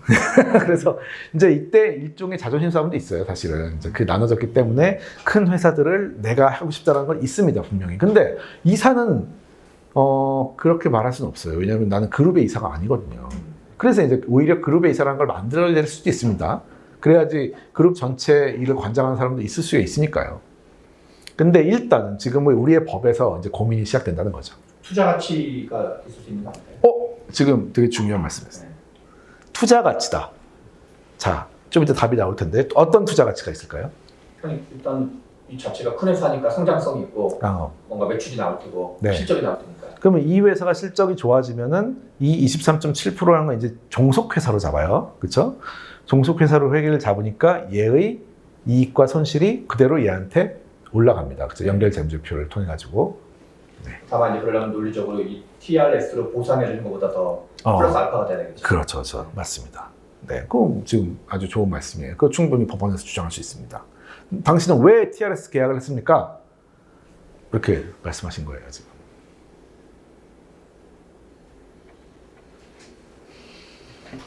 또 뭐 보면은 되게 그럴듯한 얘기 또 많아요.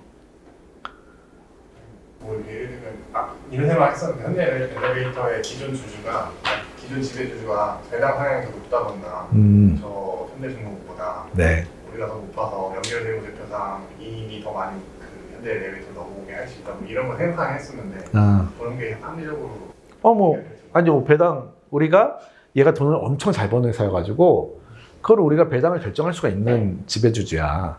그렇다면은 물론 딴 애들도 다 똑같이 받겠긴 하겠지만은 우리가 돈 필요할 때 배당 성향을 확 끌어올려가지고 엘리베이터 사업을 위해서 배당을 가져갈 수 있어. 이거는 실제로 미국에서도 그런 분쟁이 있기도 합니다. 배당 안 하고 막 서로 경쟁사끼리 주주관계가 됐는데 일부러 얘를 죽이려고 배당 안 해요. 막 이런 경우도 있어요. 맞습니다. 그것도 뭐 충분히 가능한 말씀인 것 같아요. 한번 답을 볼까요? 자, 우리가 한 얘기도 있고 안 한 얘기도 있습니다. 일단 회계적인 이익, 그쵸? 밑에 있는 회사가 굉장히 좋은 회사고 돈 잘 벌면 우리한테 이익이 옵니다. 또 하나는 이런 말을 했어요. 23.7%가 만약에 얘네가 없잖아요? 그러면은 얘네한테 집니다. 그럼 우리 자회사가 아니고요. 우리가 2대 주주가 돼요. 그러면 23.7%를 팔 때 경영권 프리미엄 못 받아요. 좀 설득력 있나요? 현실로는 뭐 현실적으로. 네. 현실적으로 손해입니다. 현실적으로 현대엘리베이터 이게 얼마나 머리를 짰겠습니까? 이게. 그러니까 실제로 말이 돼요. 지금 2대 주주가 돼버리면요. 우리가 지배력이 없는 주식이 됐기 때문에 누가 사가지도 않고 팔더라도 경영권 프리미엄을 상실합니다. 그러니까 그거를 막기 위해서 이런 친구들이 필요한 거예요. 또 만약에 상선이 우리 그룹에서 빠지잖아요. 얘가 제일 큰 회사야. 삼성에서 삼성전자 빠지는 거랑 똑같다는 거예요. 그럼 누가 삼성에 지원하겠습니까? 공채에. 전자 빠지면은 30대 그룹에서 빠져요, 우리는. 현대그룹이라는 데가. 중견이 돼버려요, 완전히. 작은 회사가 돼버리면 현대그룹이라는 브랜드 가치도 유지가 안 되고 인재도 못 받고 그렇습니다. 어떠세요? 말 되죠? 그게 우리 TRS를 유지하는 현대그룹 그 엘리베이터 이사로서의 이익입니다. 법원이 어떻게 잘 인정을 해줬을까요?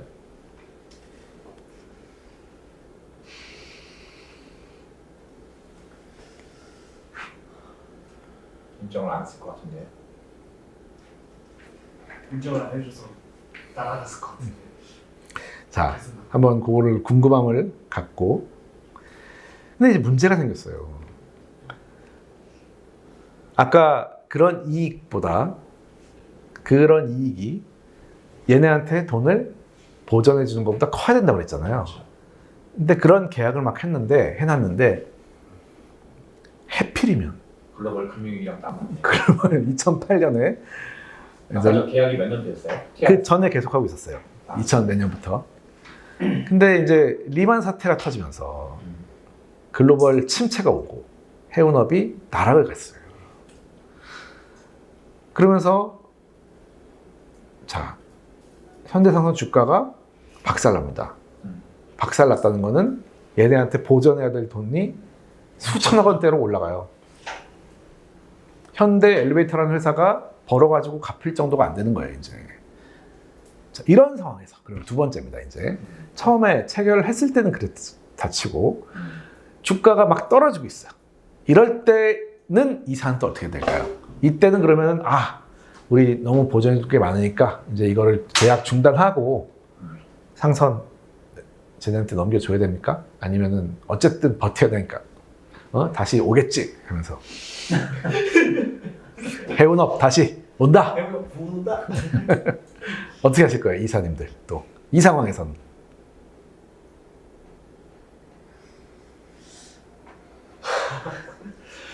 회장님은 지켜 계속.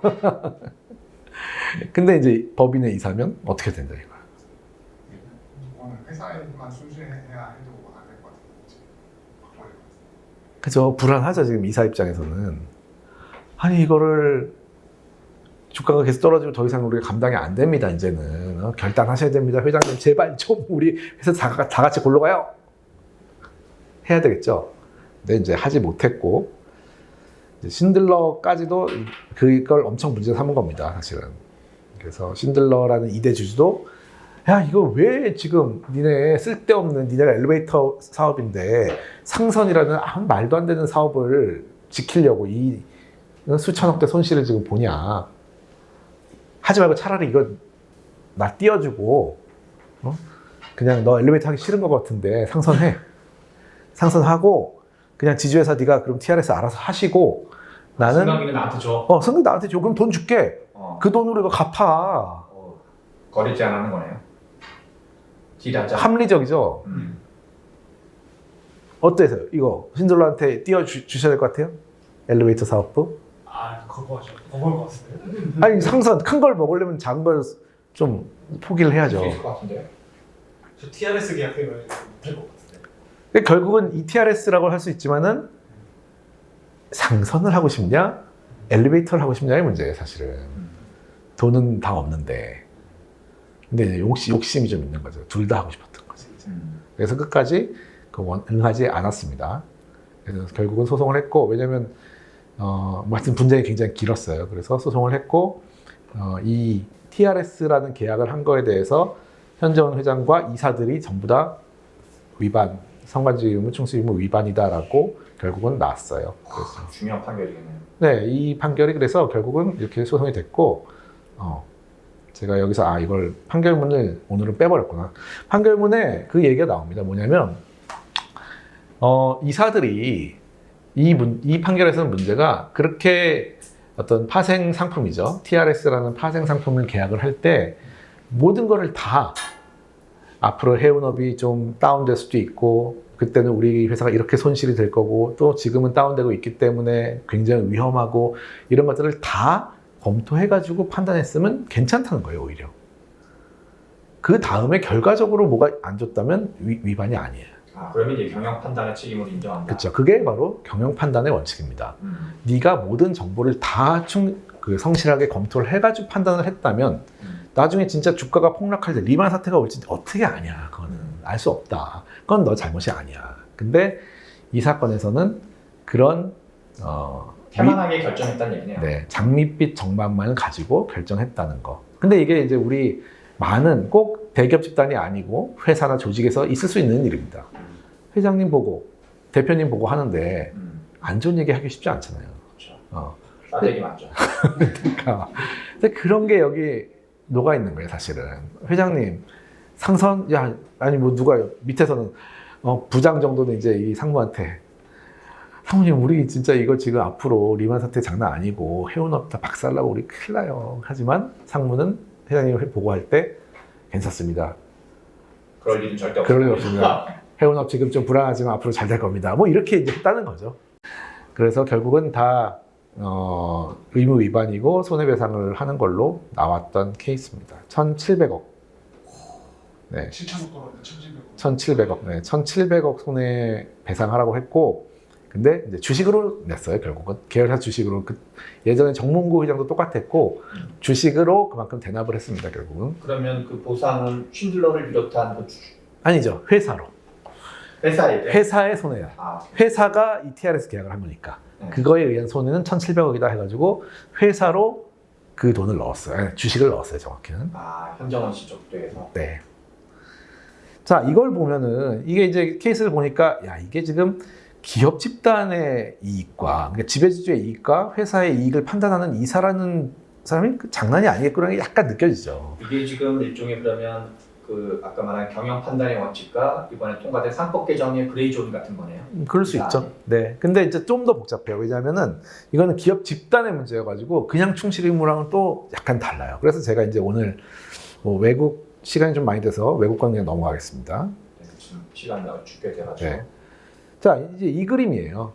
아까도 말을 했지만은 우리 기업 집단이라는 게 ABCD가 다 사업이에요. ABCD가 다 똑같은 사업이라고 생각을 은연중에 하고 있지만 이런 게 진짜 색깔이거든요. 그렇죠?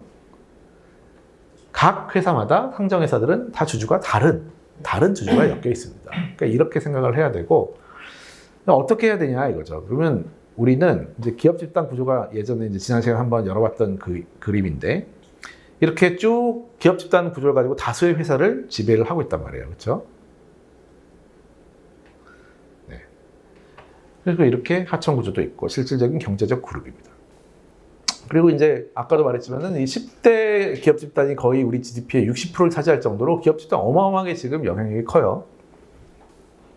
그리고 지주회사 같은 경우에는 정점에 있는데 이제 그냥 크니까 잘못해 이러면은 이제 너는 부자니까 나쁜 놈이야 이런 거랑 똑같잖아요. 사실 그거는 저는 맞지 않다고 보고 뭐가 잘못됐냐 정확히 알려면은 일반 주주가 다수예요. 사실은 다수인데도 왜 혼자 결정하냐 이거예요. 지금 우리의 운명을 소수인 지배주주가 결정을 하고 있는 상황.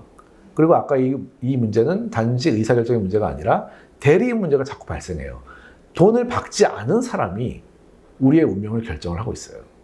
나는 돈을 많이 박았는데 당신은 돈도 한 푼도 안 박은 사람이 왜?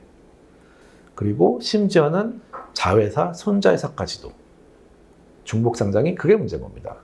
그냥 영향력이 커지는 것만 문제가 아니고 내가 실제 돈 조금이라도 박은 거는 지주회사 맨 위에 있는 회사예요. 그 밑에 회사는 내 돈이 들어간 적이 없어 아예. 근데도 결국은 회장이라는 이름으로 그 회사의 의사결정에 관여를 하고 있어요. 그러면 관심이 있겠습니까? 별 큰 관심이 없어요 사실은. 그거는 누가 가도 똑같은 상황일 겁니다. 결국은 그래서 지주회사는 쪼그라들고 자회사가 이렇게 되는 문제인데 해법을 오늘 이제 제가 고민을 해본 거를 한번 말씀을 드려볼게요. 자. 저는 이제 선택과 집중이라는 키워드를 내고 싶은데 이 지금 지주회사 제도라는 게 정비가 돼야 됩니다. 왜냐하면 자회사 최소 지분율이 30%고 손자회사까지도 30%다 보니까 너무 30-30인가요? 30-30이에요 지금. 그것도 2021년까지는 20-20이었어요. 그러니까 너무 조그만 돈으로 진짜 큰 영향력을 가질 수 있었죠. 그거를 지주회사 원래 처음 생겼을 때는 30-100이었어요. 근데 그게 30-30으로 바뀌고 20-20으로 바뀌고 지금 회사에 30-100은 외환위기 이후에 지주회사 장려할 때 타이밍이 30-100이었어요. 처음 만들었을 때 지주회사를 전환 이제 허용했을 때가 30-100이었단 말이에요. 사실 아직 그때까지도 안 가 있는 거예요 지금은. 근데 그 당시에 이제 다른 목적이 지난 시간에 말했던 같은 거버넌스 투명화가 중요한 이슈였기 때문에 오케이 했지만 지금은 이제 너무 문제가 커졌다. 지금은 이제 서서히 다시 원래대로 지주회사의 폐해를 없애는 쪽으로 가야 되는 게 맞다. 근데 이거는 단지 그런 문제가 아니고 지금 너무 사업을 많이 벌리다 보니까 어떤 그룹이 집중할 수 있는 분야가 되게 저는 제한돼 있다고 봅니다. 역량으로. 사람이 여러 개를 같이 할 수가 없어요 사실은. 그래서 제도를 정비한다는 거는 자회사 최소임을 위해서 50%는 그래도 가져라. 그리고 손자회사는 그냥 100%를 이쪽 방향으로는 가줘야지 어떤 좋은 점이 있냐면 팔아요. 비핵심 사업은 이제 시장으로 내보내. 그룹 밖으로 내보내면 그 돈으로 지분율을 올리는 거죠. 그래서 지금 제가 이게 그림을 표현한 거는 이 빨간색이 신규로 이제 취득을 해야 되는 지분이에요. 그러면 이걸 취득하려면 돈이 필요하죠. 네. 돈이 필요하니까 여기 있는 것들을 이렇게 팔 겁니다. 팔아가지고 이 빨간 거를 사려고 할 거예요. 그러면은 자연스럽게 선택. 네 친구 누가 좋아? 반에, 그냥 철수도 좋아? 영희도 좋아? 아, 나 다 좋아. 근데, 아니, 좋아하는데 딱 3명만 말해봐. 그러면은 고민을 하게 돼 있어요. 그래서, 아, 진짜 좋아하는데 얘는 별로 안 좋아. 이렇게 나오잖아요. 그러면 너 뭐 할 거야? 그럼 지금은 뭐 벌리고 싶은 대로 엄청 벌릴 수 있으니까 이것도 하고 싶어, 저것도 하고 싶어 막 한단 말이에요. 그게 아니고, 아, 당신 이제 이렇게만 할 수 있어. 그러면은 이제 고민을 하고, 아, 나는 뭘 잘하나? 이게 더 돈 잘 벌겠지? 나머지는 팔자. 이렇게 나갈 거라는 거죠. 그래서 자연스럽게 우리 기업 집단의 경쟁력도 강화될 것이다. 하고 싶은, 더 잘할 수 있는 거를 고민하는 계기를 만들어준다. 그래서 핵심 사업에 선택에 집중을 할 수 있는 구조로 빨리 바꿔야 된다. 지금은 너무 그냥 막 벌리는 데에만 혈안이 돼 있어요, 다. 왜냐하면 이게 회사도 그렇고요. 저도 회사에 있어 봤지만은 대표만 돼도, 창업자만 돼도 어느 정도 돈을 벌고 어느 정도 커지잖아요. 그다음부터는 명예가 돈을 앞서가요. 내가 더 커져야지. 내가 더 사회적인 영향력을 가져야지 쪽으로 가서 회사의 다른 구성원들하고 이해관계가 갈라지더라고요. 딴 사람들은 우리 회사 돈 잘 벌어야지, 나 월급 올라가야지, 이게 중요한데 회사 이제 대표들만 돼도 사회적인으로 해가지고 이런 게 너무 좋아가지고 사업 계속 벌려. 그냥 막 이것도 하고 저것도 하고 막. 그거를 막아줘야 된다, 법이. 시간이 좀 많이 안 남아서. 네. 그래서 이렇게 될 것이고, 두 번째로는 이제 기업 이렇게 해도 사실은 기업 집단에 아까 우리가 이제 처음부터 말했던 회장을 어떻게 선출하는지, 그리고 이렇게 되더라도 여전히 파란색은 남아 있는 거는 서로 다른 이해관계가 있는 사람들이잖아요. 그래서 이런 기업 집단법을 제정해야 된다. 그래서 계열에서 이거는 이제 독일에도 그 콘체른법이 아까 안 봤지만은 있습니다. 그래서 계열의 중요한 거는 그 기업 집단의 대표자를 어떻게 선출하는 방법, 그리고 그의 권한, 계열 회사와의 관계, 그리고 각각의 다른 계열에서 주주와 채권자는 완전 다른 이해관계를 갖고 있거든요. 지배주주의 그 라인하고는. 그들의 보호. 그리고 내부 거래를 할 때 공정성을 어떻게 확보할 거냐. 왜냐하면 지배주주가 있으면은 눈에 보이거든요. 얘가 어떻게 거래하면 나한테 이익되고, 이게 다 보여요. 그러니까 이 과정에서 다른 주주들이 엄청 손해를 보게 돼 있어요. 그 공정성을 어떻게 확보하는지. 이런 기업 집단법이 필요하고요. 자, 그리고 이런 극진적인 얘기긴 하지만 기업 집단법이 제정되면 개별 회사는 이사회 필요 없을 수도 있습니다. 지금도 사실은 그냥 명목적일 수 있는데, 그냥 진짜 의사결정 하는 데에만 이사회 견제가 필요하고 나머지는 그냥 그 회사의 일반 주주 보호, 그 회사의 거래 공정성 감시할 정도의 기구만 있으면 저는 생각해요. 어차피 의사결정 그룹에서 다 하는데. 그리고 세 번째로는 결국은 여기서 그림이 좀 달라지는 겁니다. 이렇게 처음에는 막 이렇게 상장돼 있잖아요, 그렇죠? 빨간 파랑으로. 근데 요게 이제 비상장으로 바뀌었어요, 여기서, 그렇죠? 까만색으로 바뀌고 그 다음에는 요것도 까만색으로 바뀌는 거예요. 그래서 중복 상장 문제를 완전히 해소하는 쪽으로 지금 일본은 이미 가고 있어요. 일본은 토요타 같은 데도 다 중복 상장을 없애고 다 상장회사를 비상장으로 돌리고 있습니다. 왜냐하면 중복 상장이 자본시장에 굉장히 안 좋은 거예요. 왜냐하면 똑같은 주식을 계속 찍어내는 거랑 똑같거든요, 사실은. 겹치고. 일본은 그 중복 상장을 어떤 식으로 막는 건가요? 실제로 돈을 마련해가지고 삽니다, 지분을. 공개 매수해가지고 상장 폐지시켜요. 그 공개 매수라는 문화적 변화인가요? 아니면 법과 제도를 통해서 그런 걸 압박하는? 법과 제도를 통해서 했죠. 그러니까는 이건 예전부터 아베노믹스부터 시작된 15년 된 그런 이제 정책인데, 그거의 하나로 2023년에 이제 PBR 1 미만에 대해서 경고를 한 거고, 마련하다 해서 이제 네, 했던 거고, 거래소에서 압박하는. 네. 그리고 이제 중복 상장 해소 자체를 거래소에서 엄청 압박하고 있어요. 거래소의 KPI가 맞는 거예요. 이게 거래소 우리나라는 되게 중요한 게, 우리나라 거래소는 거의 공무원처럼 돼 있어가지고 사실은 거래소가 뭔가 주가가 오르고 시총이 올라가는 거에 큰 관심이 없어요. 근데 일본 거래소는 상장이 돼 있는 일반 회사입니다. 그러다 보니까 우리 회사가 관리하고 있는 이 상장 회사들의 시가총액이 늘어나고 여기서 거래가 막 활발해지고, 이게 너무 중요한 거예요. 그래야지 내가 월급 많이 받는 거니까. 그래서 결국은 중복 상장을 해소해서 이 실질적인 기업의 가치를 그 시장에 반영하게 해야 되는데, 두 가지가 있습니다. 외국 미국 같은 경우는 이렇게 지주회사만 상장돼 있어요. 근데 우리나라는 이게 맞나? 왜냐하면 우리나라 회사들은 지주회사 밑에 다른 사업이 너무 많아요. 미국 같은 경우는 구글이면 다 그냥 비슷한 사업이고 쿠팡이면 쿠팡 그냥 비슷한 사업인데 우리나라는 뭐 LG 같은 경우는 전자, 생활정보 뭐 등등등 완전히 다른 회사가 있단 말이에요. 그거를 굳이 이렇게 하나로 모으면 투자자가 투자를 하기가 좀 애매해. 이거 무슨 회사야? 그래서 저는 오히려 지주회사를 비상장시키고 사업회사 상장이 맞지 않나 하는 생각도 합니다. 어쨌든 중복 상장이 해소되는 게 중요하기 때문에. 그래서 이렇게까지 한번 1, 2, 3을 단계로 말씀해 드려봤고, 처음에는 이 선택과 집중을 위한 지주회사 제도 정비, 그 다음에 두 번째로는 기업 집단법을 통해서 그 안에 사실상이라는 세 글자를 좀 법으로 만들어 보자. 네, 세 번째가 그 다음에는 이제 중복 상장 구조를 없애서. 2번이 훨씬 더 어렵지 않나요? 어렵겠죠. 그러니까 1번과 3번은 어떻게 좀 제도적으로 해볼 수 있을 것 같은데 네. 2번은 사실은 근데 2번은 2000년대 초반에 시도가 됐었어요.